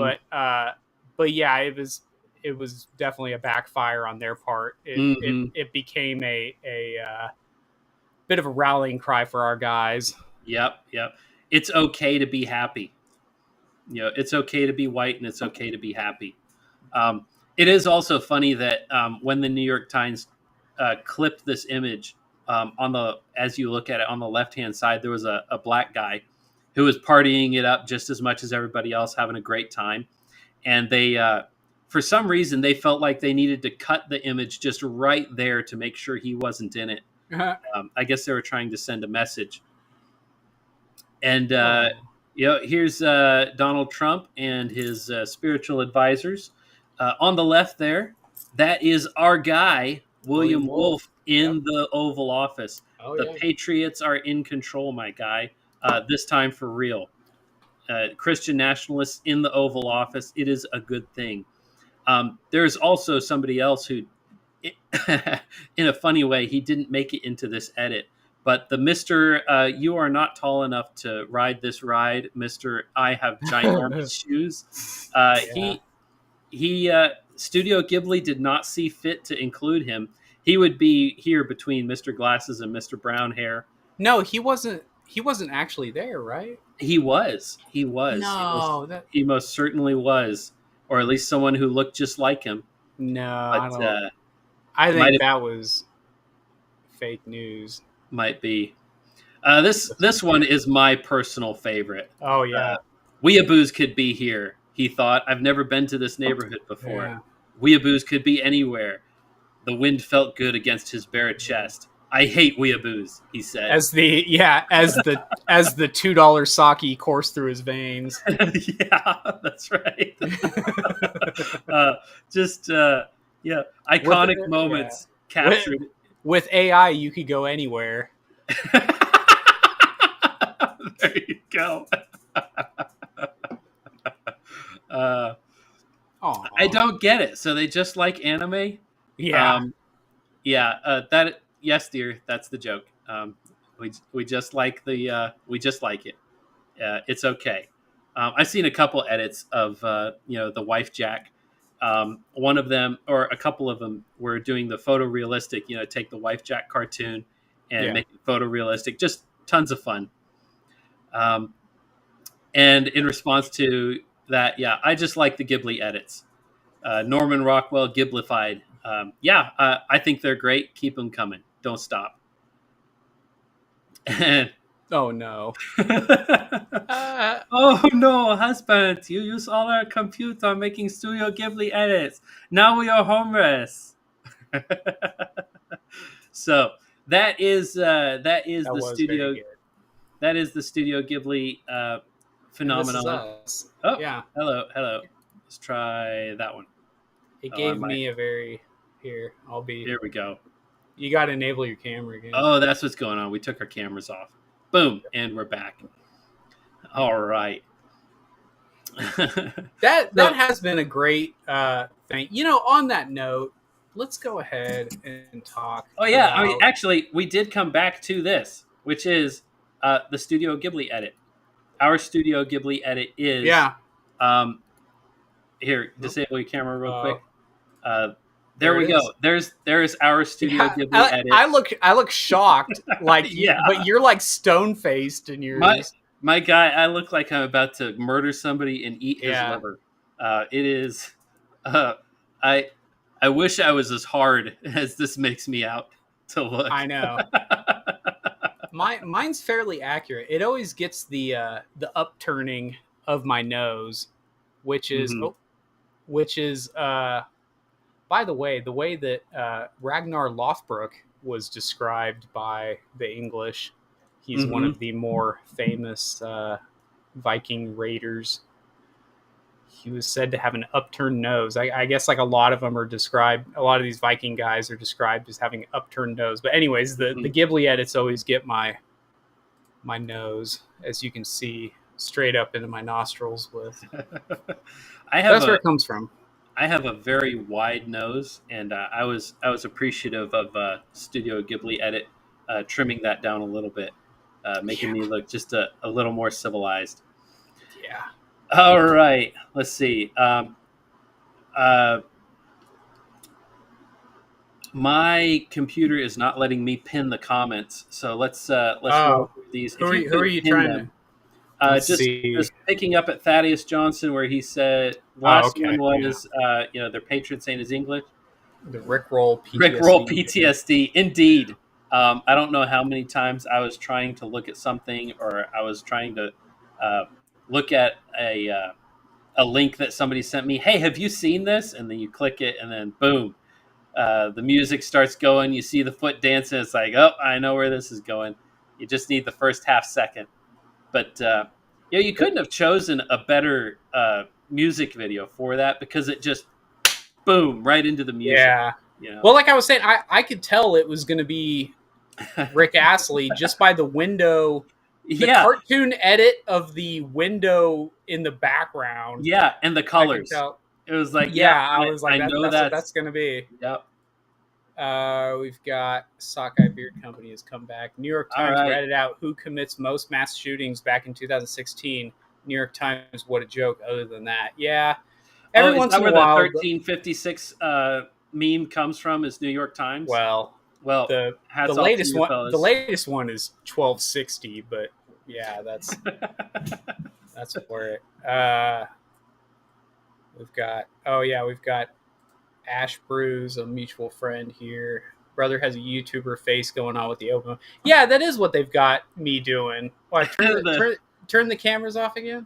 The soy face. Yeah, they've got me doing. What are we doing? Like that kind of thing. Yeah. That's funny. Good stuff, man. Mm-hmm. Oh, but speaking of the Studio Ghibli thing,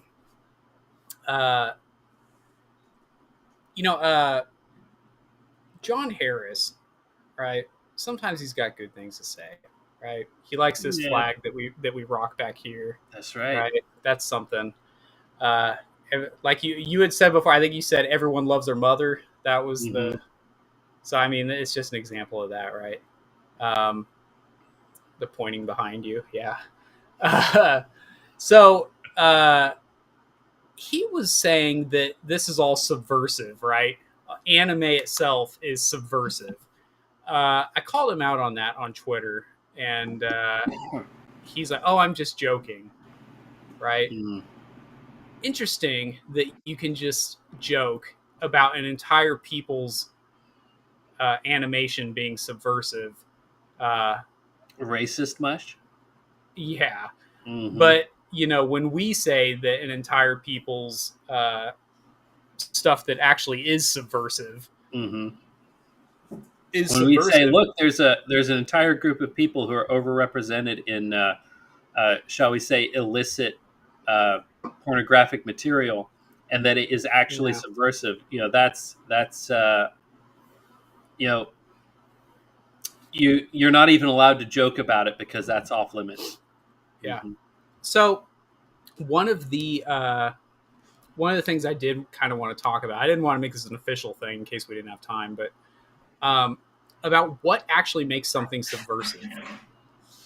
Because if you don't stand for anything in particular, then nothing's going to actually be able to subvert that, whatever it Mm-hmm. is, right? So I think for me and you, I'll give some generalizations.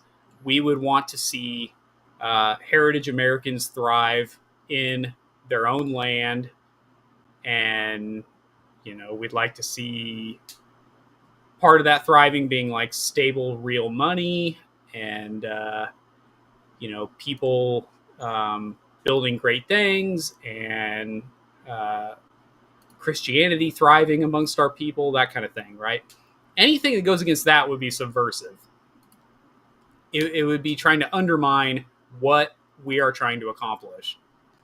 But if you're one of those people who's just kind of like, well, race doesn't really exist, like we're all made in the image of God, so we're all equal in every way, and we're all just kind of economic units, what would you say subverts that?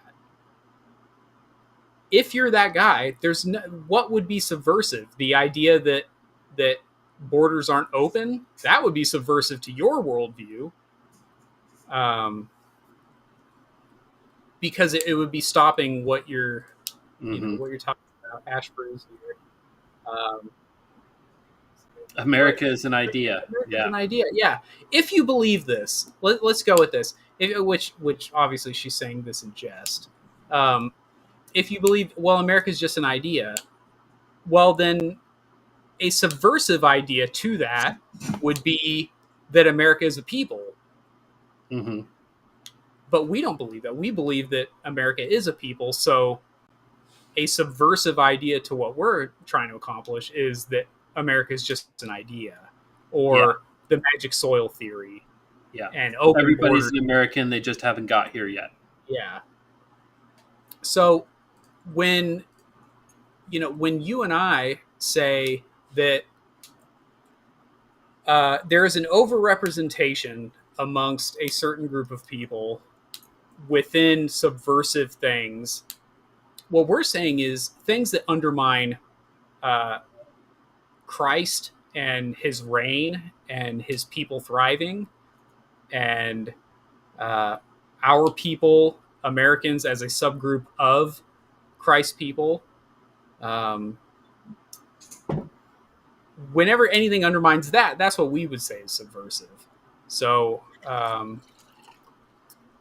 I think it's just silly that John Harris would start using that language, and I would love to hear an explanation for it. I kind of went back and forth with him. I had told him that his idea that the Japanese are subversive is ridiculous, when actual subversion, he just tries to play blind with all that kind of stuff. And I don't know if you had any thoughts on that. That was just a little rant. I'm scrolling through my notifications to see if I can find this post that it was you a little did with him. A little rant brought to you by Shinerbach. Nothing's finer than a Shiner. Yeah, not sponsored, but Not Shiner, sponsored. If you would like to sponsor this very subversive show of ours, I would take. I will say your name every single episode if you just send me like a 6-pack a week. Yeah, absolutely. That's not asking much, right? It's not too much. One each, 1 6er each. We'll say your name on every episode. But yeah, I know what you're looking for. I don't even know if I can get on. I'm not sure why I'm not seeing it. I don't know if I can even get Hopefully John to- hasn't Oh, blocked me or I something. am. I hope not too. I really don't care for the layout on on desktop of this website. It is just Yeah, not. it seems like it works much better on mobile. Um, I I was one of the early adopters of Twitter. I got a Twitter account very early on, but I was never on it because it just it didn't work very well for me. Oh, here we go. Here was the original. This is actually great. You want to go ahead and I'm gonna share the screen because Yeah, go ahead, send it. Let me. Let's go ahead and share some subversive material here. John Harris asks, what are these numbers up to, by the way? He says, who is the top enemy of the United States? And we've got the Chinese Communist Party / Muslim terrorists coming in at 12.3%.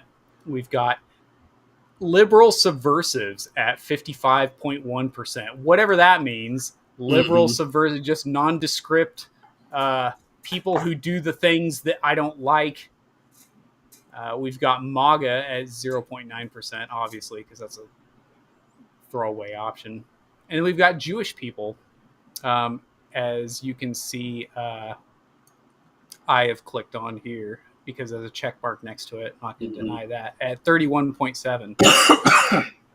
So that's like 4,400 people. Yeah. Saying Jewish people.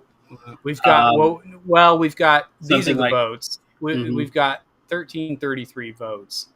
Yeah. So 1333 multiplied by 31.7 is 4,200. 13. No. You're way off on. You need to divide it by that. It's not going to be 4,000. There's not even 4,000 people you're right. that voted. You're right.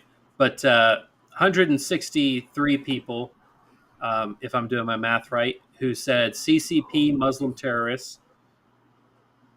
And 33 times 422. I just put the decimal in the wrong place. 422 people for Jewish people. And sorry, Mom. Yes, I am using a calculator. I know. You taught me better. 734.4 people said liberal subversives. Yeah. So I thought it was very interesting. You know, he combines the CCP and Muslim terrorists. Yeah. Puts them together, and he still doesn't get the answer he wanted. You know, they're coming in. No, liberal subversives is what he wanted. Yeah. But I would just ask, what does that mean? Mm-hmm. Who are these liberal subversives? Because I would say that this group here, I don't know if you can even see can you see my arrow? Yeah, I can see your cursor. Mm-hmm. Okay. Yeah, my cursor. The thing is, one of those groups is a subset of the other group. Whereas CCP and Muslim terrorists are not liberal. You know what? Look at that. Jolly Brawler, our guest from last week. Who's already that? Already on. Yeah. Feels like 2 and 4 should be combined. I mean, if he can combine CCP and Muslim terrorists who have nothing to do with each other, surely he can combine the second and the fourth option, which have a huge overlap. Yeah. For those not seeing the screen, I had said, "Bro, you just I call everyone bro. It's how I was raised. Okay, everyone's bro, everyone's dude. Bro, you just recently called anime subversive. Forgive me for not taking that option seriously. And that's why I brought this up, because this was on Facebook. He was saying like, "Oh yeah, anime is subversive," and I was like, "Well, that's kind of weird, bro." So I was joking, you know. Seems to have revealed an interesting enthusiasm. What does that mean? That I care that he's dragging the name of the Japanese people through the mud? Because that's all anime means. It's just Japanese animation. Mm-hmm. That's what anime is short for, is animation. Yeah, it's so this whole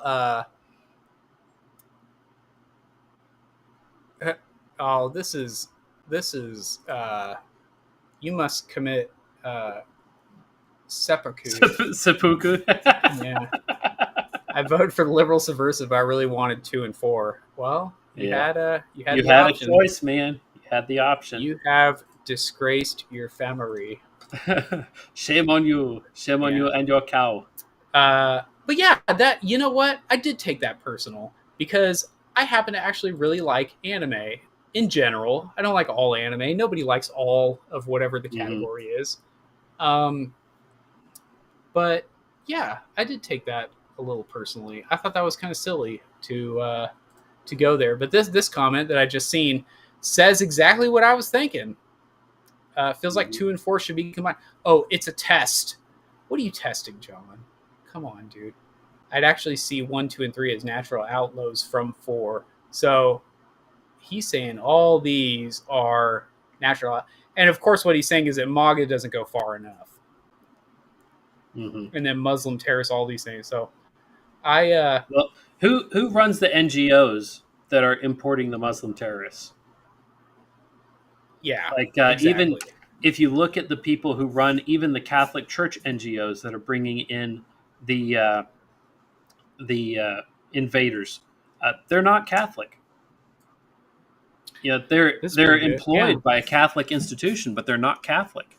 If you look at the people who are running the Lutheran NGOs that are filling Michigan with Muslims right now, the people who are running that operation are not primarily, I mean, some of them are, but they're not primarily Lutheran. Yeah, it's a Lutheran organization, but... So you guys, what you're seeing on screen right now is me in real time reading all this, because I had not seen these newer comments. Man of War is saying, being that 70% of Democrat Party dollars come from Jewish organizations, it's not necessary to separate Jewish people and liberal subversives into 2 categories. It's at the very least a Venn diagram with large overlap. Yeah, I agree. John says, where are you getting 70%? Source? Man of War says, can't remember exactly, but I believe Doug Wilson used to say that prior to summer of 2024. I love that. In the summer of 2024. Yeah, Doug Wilson used to say that until he took one of those tests that your co-host Sean put on the on the screen. John Harris said, you might be thinking if 70% of Jews vote Democrat or something, and our own Geoffroy Avant Scott says that's not helping your case. Yeah, I'm not going to read the rest of this. This is all it's a lot of trash, but he says, yeah, which United States, the empire of the people? John Harris says the people. Well, it's not liberal subversives, whatever you think that means, that are undermining our people. That's kind of silly. Yeah. Well, anyways, the government is supposed to exist for the benefit of the people. Yeah. And if it's not doing that, what is the purpose of the government? It's to oppress. Right. And it's to subvert, to use the term that we've been using this whole time. All right. Well, are we all caught up on Shaps? Let's see. Let's see. Picking up at Ash Brews says, but America is an idea. Yep. If it's an idea, why can't you go have that idea in your country?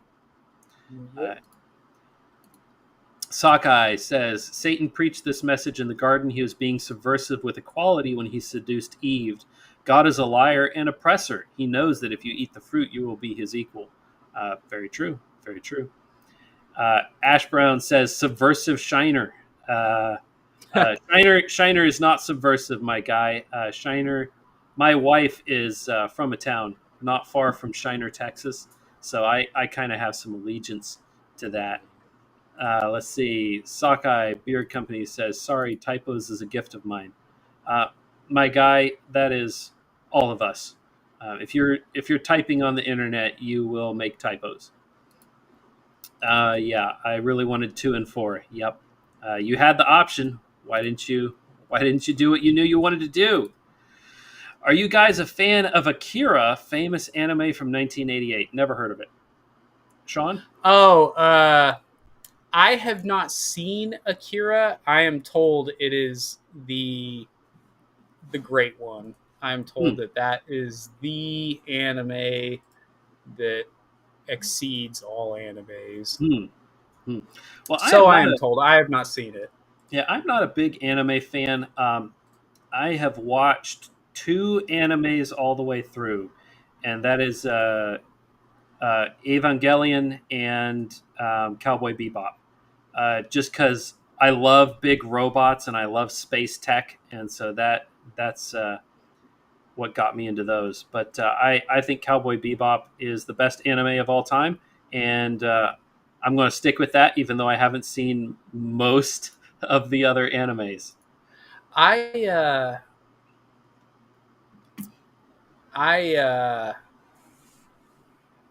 don't actually. I don't have a lot of experience with animes. There's just some that I've really really liked. You're a big Dragon Ball fan. Yes, that's really the main one. So I'll like read the manga of it. They recently just announced that they were going to be bringing that back, the Dragon Ball Super. Are they going to do a live action version? Netflix is going to release. No, don't say that. Golly, dude. Oh, don't say that. Anyways, Ash says, yes, I am a fan. I also really enjoy the original Ghost in the Shell, The Slayers, and a few others. I'm not much into the newer animes. Another really great one is Attack on Titan. I read it through the manga, so I didn't actually... I watched the first season of the anime because it was on Netflix at the time. I tried watching Naruto. I just couldn't...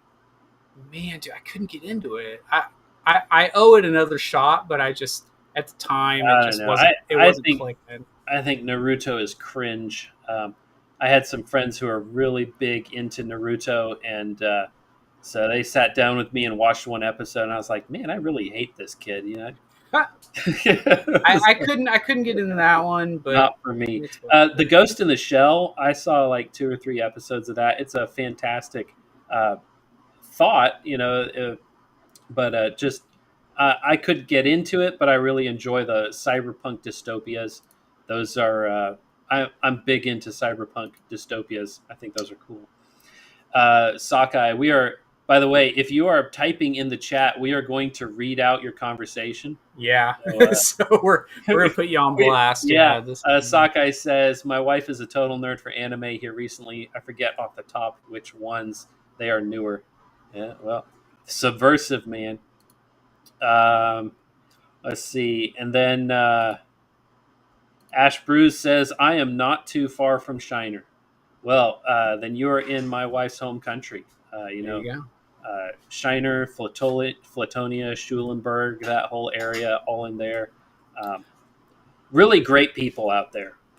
I want to show one more. You had mentioned, you said something about the government being for the people, or all that. So, of course, I had to share this guy here. Yes. One of my favorites. Democracy is the people. He says this. He says, because he's speaking very slow the whole time. But he's saying that so democracy is government of the people, by the people, for the people. And then he goes, but the people are retarded. Oh, you got the video? I'm going to share the video. Let's do it. I mean, this is one of the greatest videos just of all time. I don't know who this guy is, like Shah of Pakistan or something. I don't know. But let's take a listen. This is amazing. Because democracy basically means thinks to self.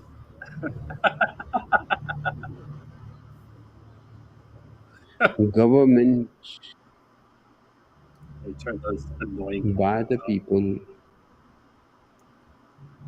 of the people, for the people.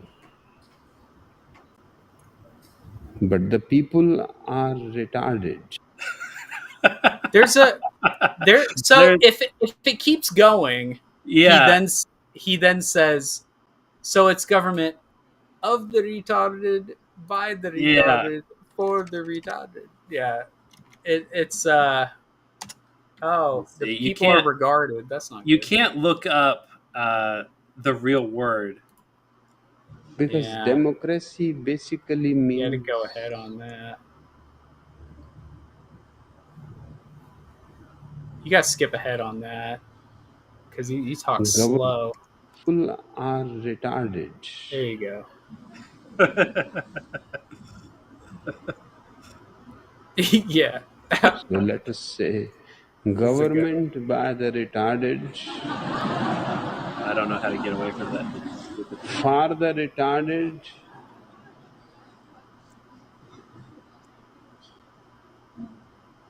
The suspense.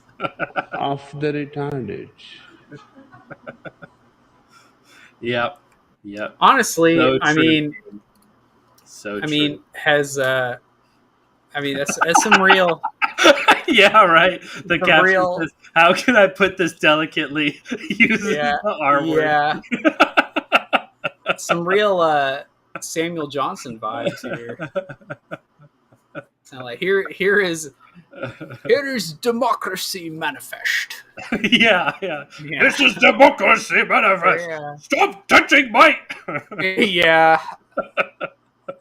So yeah, it's just Uh, it's been a lot of fun. It's been the whole Studio Ghibli thing. I didn't really understand who that was. I used to see a lot of advertisements mhm.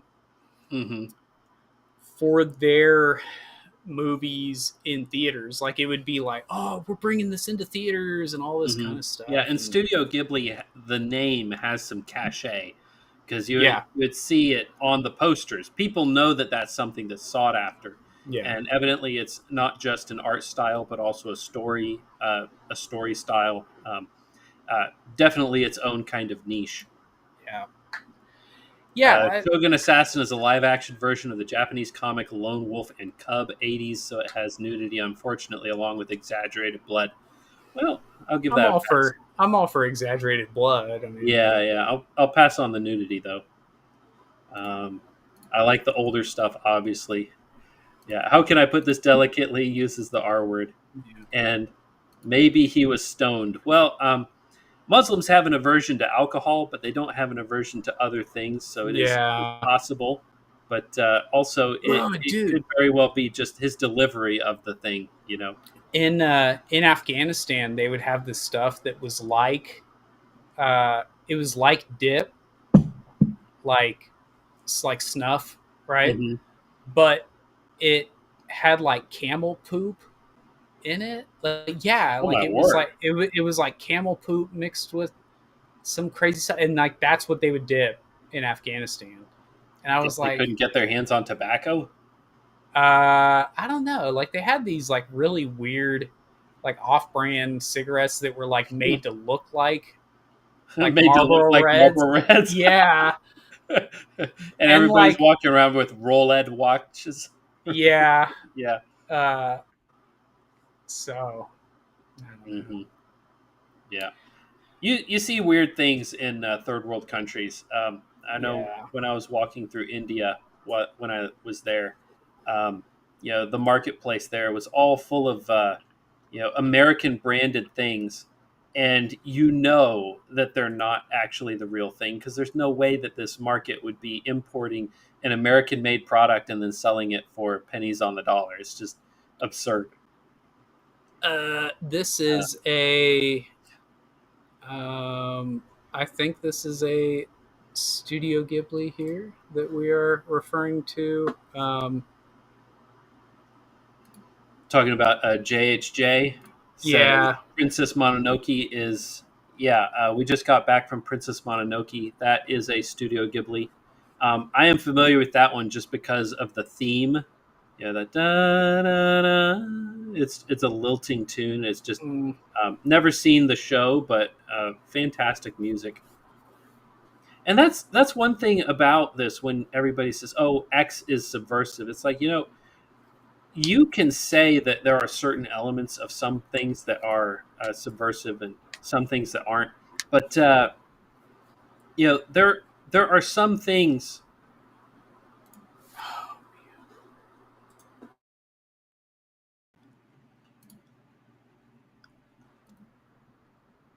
I just got booted, but I was just saying, there are some things about the Japanese art that the Japanese art and stuff that they're touching on something that we've lost along the way, and I think the main thing that we've lost that they're still maintaining is a desire to see beauty in the world.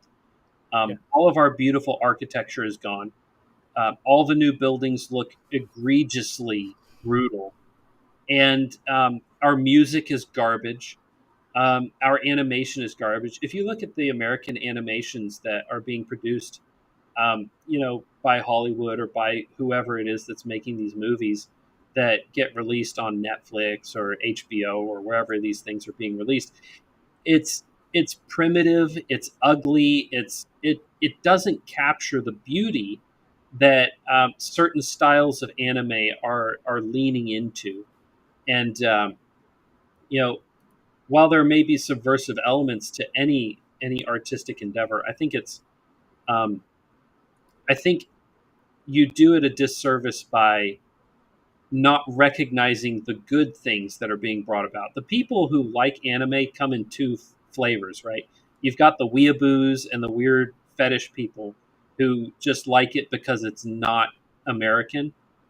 But then you have people who are just looking for a good story and are looking for something that's not disgustingly, where all the characters aren't obese, where the music is still fine, where the storyline has a plot and there's character-driven plot, and not everybody's a flat, static character, and that's almost impossible to find right now. People are starving for good storytelling, and they're going overseas for that.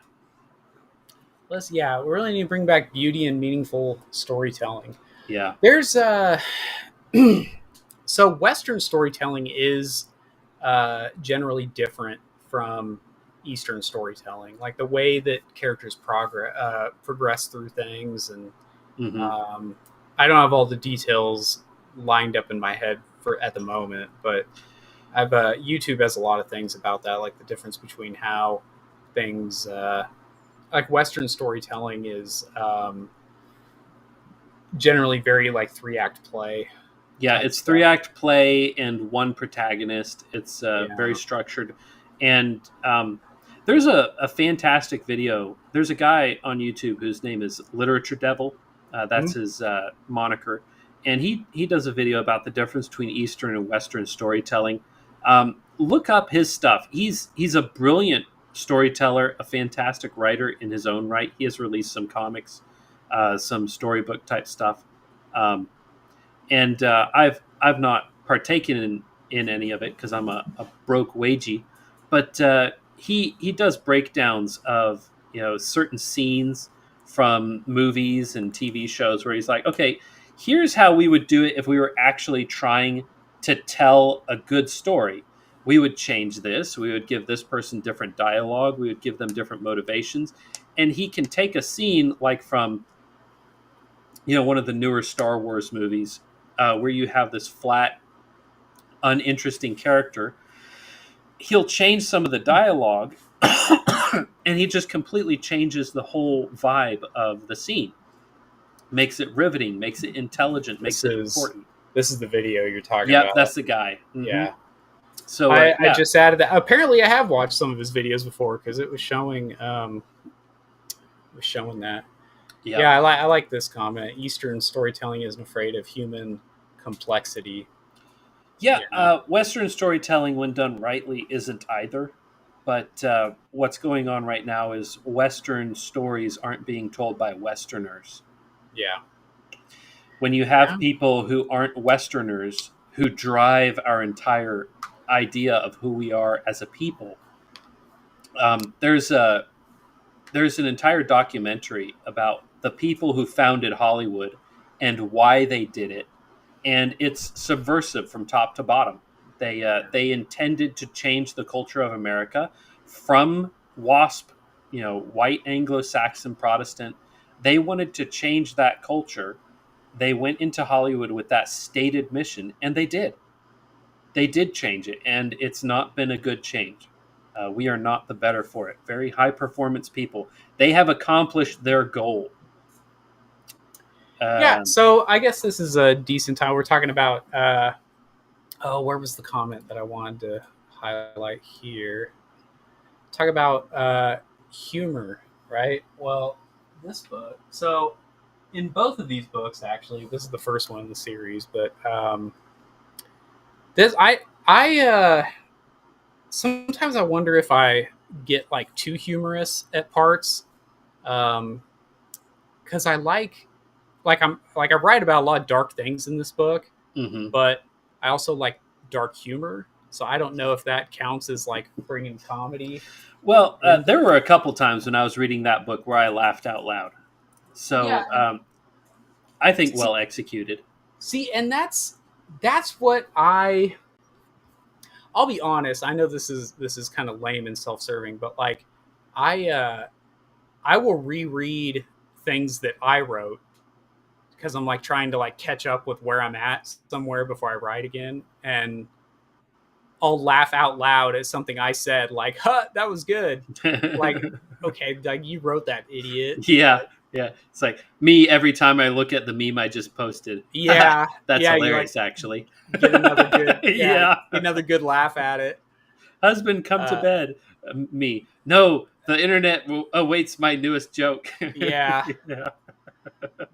But yeah, I do agree with that. The book that really actually inspired me with humor the most. Let me see if I can even.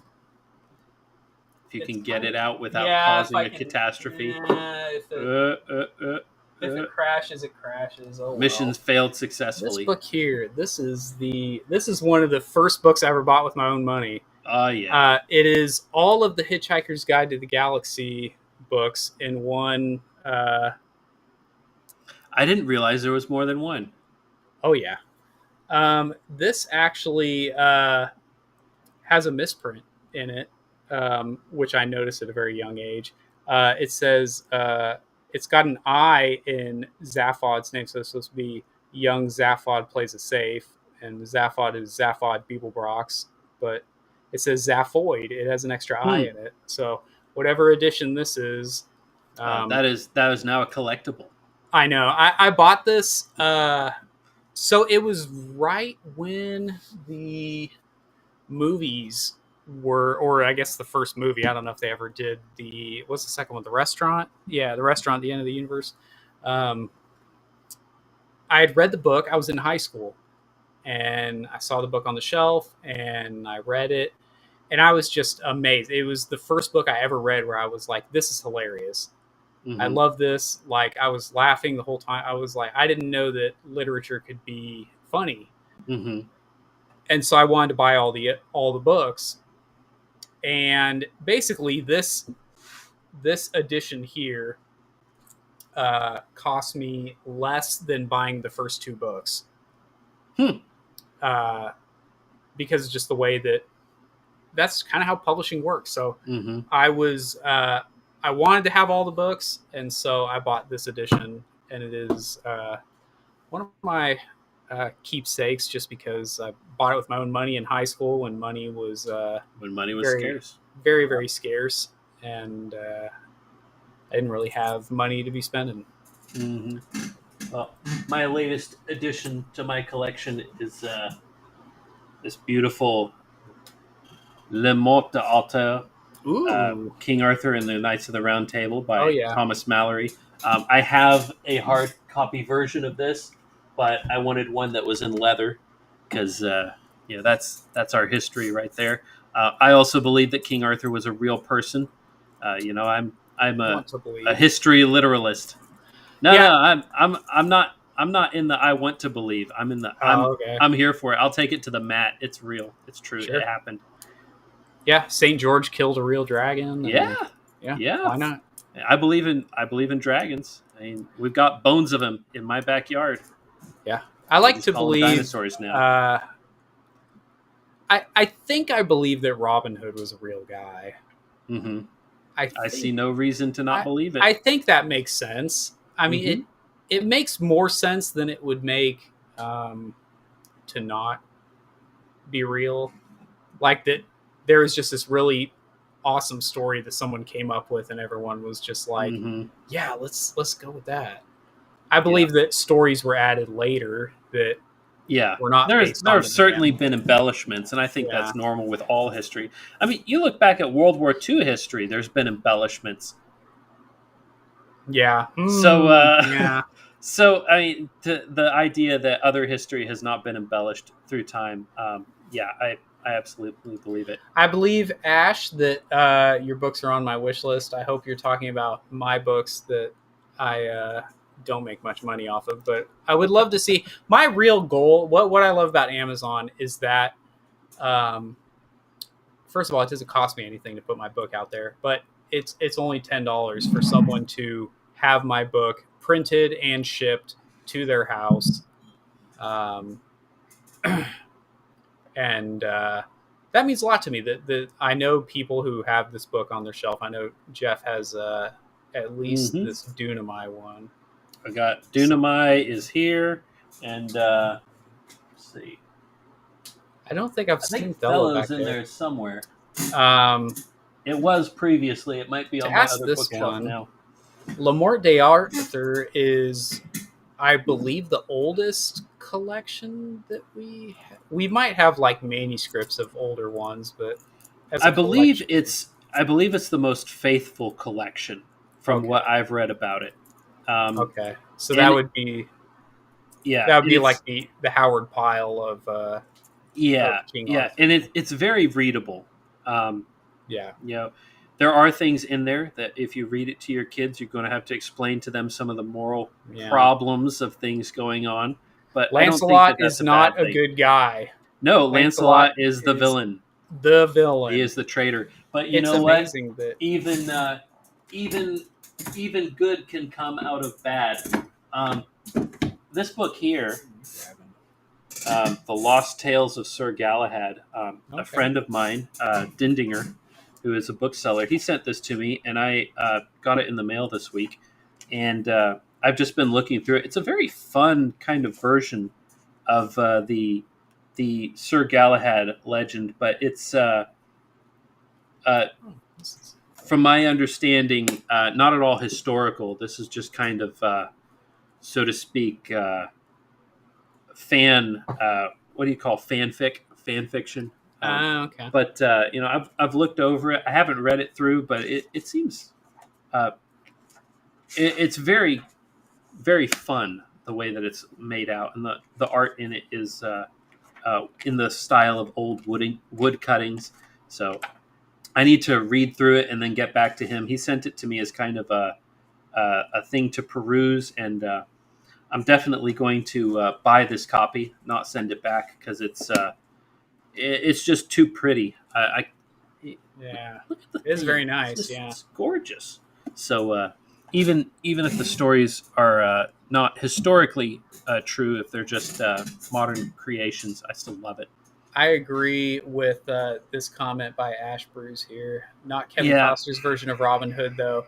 It's got some decent scenes, but overall, I agree. It's not a great telling of Nah. the Robin Hood story. Isn't that the one that ends with the end scene is not Summer of '69, but Yeah. everything I do it for No. you. Yeah, that's the one. Yeah. Is it that one? Yeah, it's Yeah. like It doesn't make a lot of sense. yeah. Actually, yeah, I'm not a huge fan of this one. I do like that it has Robin coming home from the Third Crusade, though, and that it is Richard the Lionheart who is the king who comes at the end. So there is that. Outside of that, not a fan. Mhm. This one I have. This is the only issue of Dragon Ball that I have. Hey, This is the only one. My mom saw it and bought it for me, and I have it all on my phone.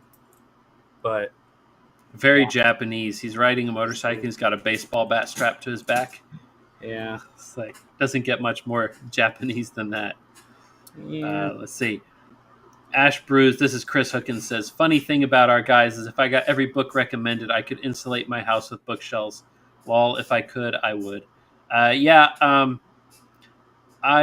spend a lot of my play money on books. I love books, and I am getting to the point where I could probably insulate my house if I put all my bookshelves on the outside walls, keep my house a little warmer during the winter, a little cooler during the summer. Chris, also make my house bulletproof. Well, with all the feds crawling about, maybe that's going to become necessary. There's so many pages to read and not enough dollars and time. You and me both, my man. Alan Rickman carried that movie, I think, and Sean Connery. Yeah, Alan Rickman is what people remember. His performance was great, but I think that as a telling of the Sheriff of Nottingham, I wasn't a huge fan. I thought the addition of the witchcraft and all that was just kind of bizarre and over the top. And a lot of the early ballads have the Sheriff of Nottingham having a daughter, so it kind of undermines that whole thing. Like at the tournament, the shooting tournament that Robin wins, he usually gets a rose or something, and he's supposed to pick the I forget how it works, but basically he gives a rose to like the most beautiful woman in the stands. That's the idea. And the fact that he looks over the sheriff's daughter, which was kind of an open secret, like, hey, whoever wins, pick the sheriff's daughter, and he gives the rose to Marion instead, is a big part of that story. So it was kind of weird to me, like the idea of like the Sheriff of Nottingham was just this guy who wanted to do the R word to Maid Marian and then forcibly marry her, or I guess in the opposite order technically. And so yeah, in my not a fan of that.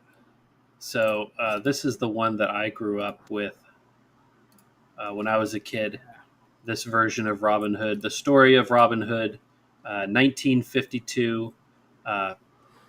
Very, very fun, wholesome, good Christian movie. Yeah. And I don't know who any of these actors are that were in it, but in the 1950s they were probably somebody. But the Sheriff of Nottingham, Peter Finch, he also plays he also plays Alan Breck Stewart in the Disney version of Kidnapped, which is also an old favorite of mine. I grew up watching those two movies. Those the only Disney movies I think we had. The other thing I will say about the Kevin Costner Robin Hood is that it portrays Little John as having a wife and kids, which I really like. Gives him something to fight for. But at the same time, it portrays the Merry Men as kind of already being a thing, and then Robin Hood kind of falls into them, and then yeah, he wanted to retard her, sure. Yeah, the hard R other word. One. Yeah, the hard R word. Yeah. Yeah. I was told, you know why I don't want to say the other word on the stream. Because I was told one time that just saying that word can get your thing shut down. It can do PTSD things to women who have experienced things. So I try my best. I'm not perfect in that regard, but I do feel comfortable saying retard because as we started the episode, I have a retarded daughter, and that used to be the euphemism. Yeah. Anyone who has ever worked on cars knows that to retard something is essentially a euphemism that we use to hold something back or to slow it down. Yes. Yep. So I worked in propane, and in industrial propane, there are retardation devices that it retards the progress of the expanding gas so that it doesn't, it doesn't slap something too hard further down the line. And so the newer version of those tools are no longer called retard devices, but you'd run across some from like the 1960s and it'd say retard chamber or retard device. And so, we kind of make jokes with each other and be like, hey, man, I found something for you here. Let me hit you with this and see what happens. Ooh, do I want to bring up a thing that my wife, I think she sent it to me on Facebook, so I might actually be able to pull it up easily. My wife sent me a video in this regard that was quite funny. My wife will send me all kinds of things. She's like, "Oh, I'm so busy," and then at the same time, she's like sending me a million videos of things. Let me see if I can find this. Where did she? I feel like I only even have time in the day to watch maybe half the stuff that she actually sends me. Yeah, that's not it. My wife and I send each other Instagram reels that are just off the wall. I tell you what, Instagram is it's where the cool kids hang out. You get to see some very interesting AI translations of old speeches from famous politicians. It's a great time had by all. I'm just not a fan of Instagram. I just can't. That's all right. Can't be for everybody. Yeah, just can't get into it. Well, the idea, it was some commercial from the 80s that was about having retarded neighbors. Yeah, they're people too, and then it's like the retarded people coalition or something like that. Yeah, retarded neighbor commercial. That should be it. That's probably it. Oh, there it is. Yeah. Yep. Go ahead and share it, and we'll end on a high note. Yeah, there we go. We'll end on the highest of notes. This is great. Okay. Let's see. Dismiss that. Being retarded never stopped anyone from being a good neighbor. Quality on this. Today, being retarded means leading a full life. Retarded people go to work or school, just like their neighbors, and come back to a real home, a supervised home, right in the neighborhood, where they belong. Being retarded never stopped anyone from being a good neighbor. That's right. True that. You can be a retard like us and still be a good neighbor. Yeah. We had a retarded guy at a church that we went to for 12 years or so, and he would come and sit with us because we could help handle him and we could put up with him, and he was just salt of the earth, just a great guy. His name was Jerry, and it was different. It was different, but he was fantastic. I grew up with a Down syndrome guy. He was a couple years older than us, and he lived in the same cul-de-sac as I did. And his name was Anthony, and he was just a good friend. I mean, he was a cool dude. So it's interesting looking back on that kind of stuff, and just kind of like, you know what, dude, he was just always kind of one of our friends. Like, it wasn't weird to us in any way, and I mean, he was just a cool dude. So it is funny, the people who feel the most comfortable saying words like retard are like the people who have these fond memories of friends. Yeah. I like that. I need this as a sign for my line. Yeah. Being retarded. Being retarded has never stopped me from being a good neighbor. Yeah, there you go. Why not? Yeah. And then yeah, this is a good one too. Oh, yeah. Y'all retarded. Oh, sorry. Oh. Yeah. My husband has to wear flame retardant clothing for his job. We like to say it loudly. I remember one time we were visiting some friends of mine in Midland, Odessa, and my brother, for some reason, hadn't packed enough clothing or something, so we needed to swing into a Cavender's, which is a Western wear, and buy him a pair of jeans. and he was looking through the Wrangler jeans, and he found one that had a big diamond on it, said "fire retardant," and so it cost like twice as much. But he was like, "Oh, it's worth it." So he bought it, a pair of jeans, so that he could walk around with a pair of pants that said he was retarded. This on this note, Shane Gillis is right about retards. This actually kind of goes into something I was about to say, was that I remember reading this article. This is probably like over 10 years ago, and it was by John Piper, and it was called "The Happiest People in the World."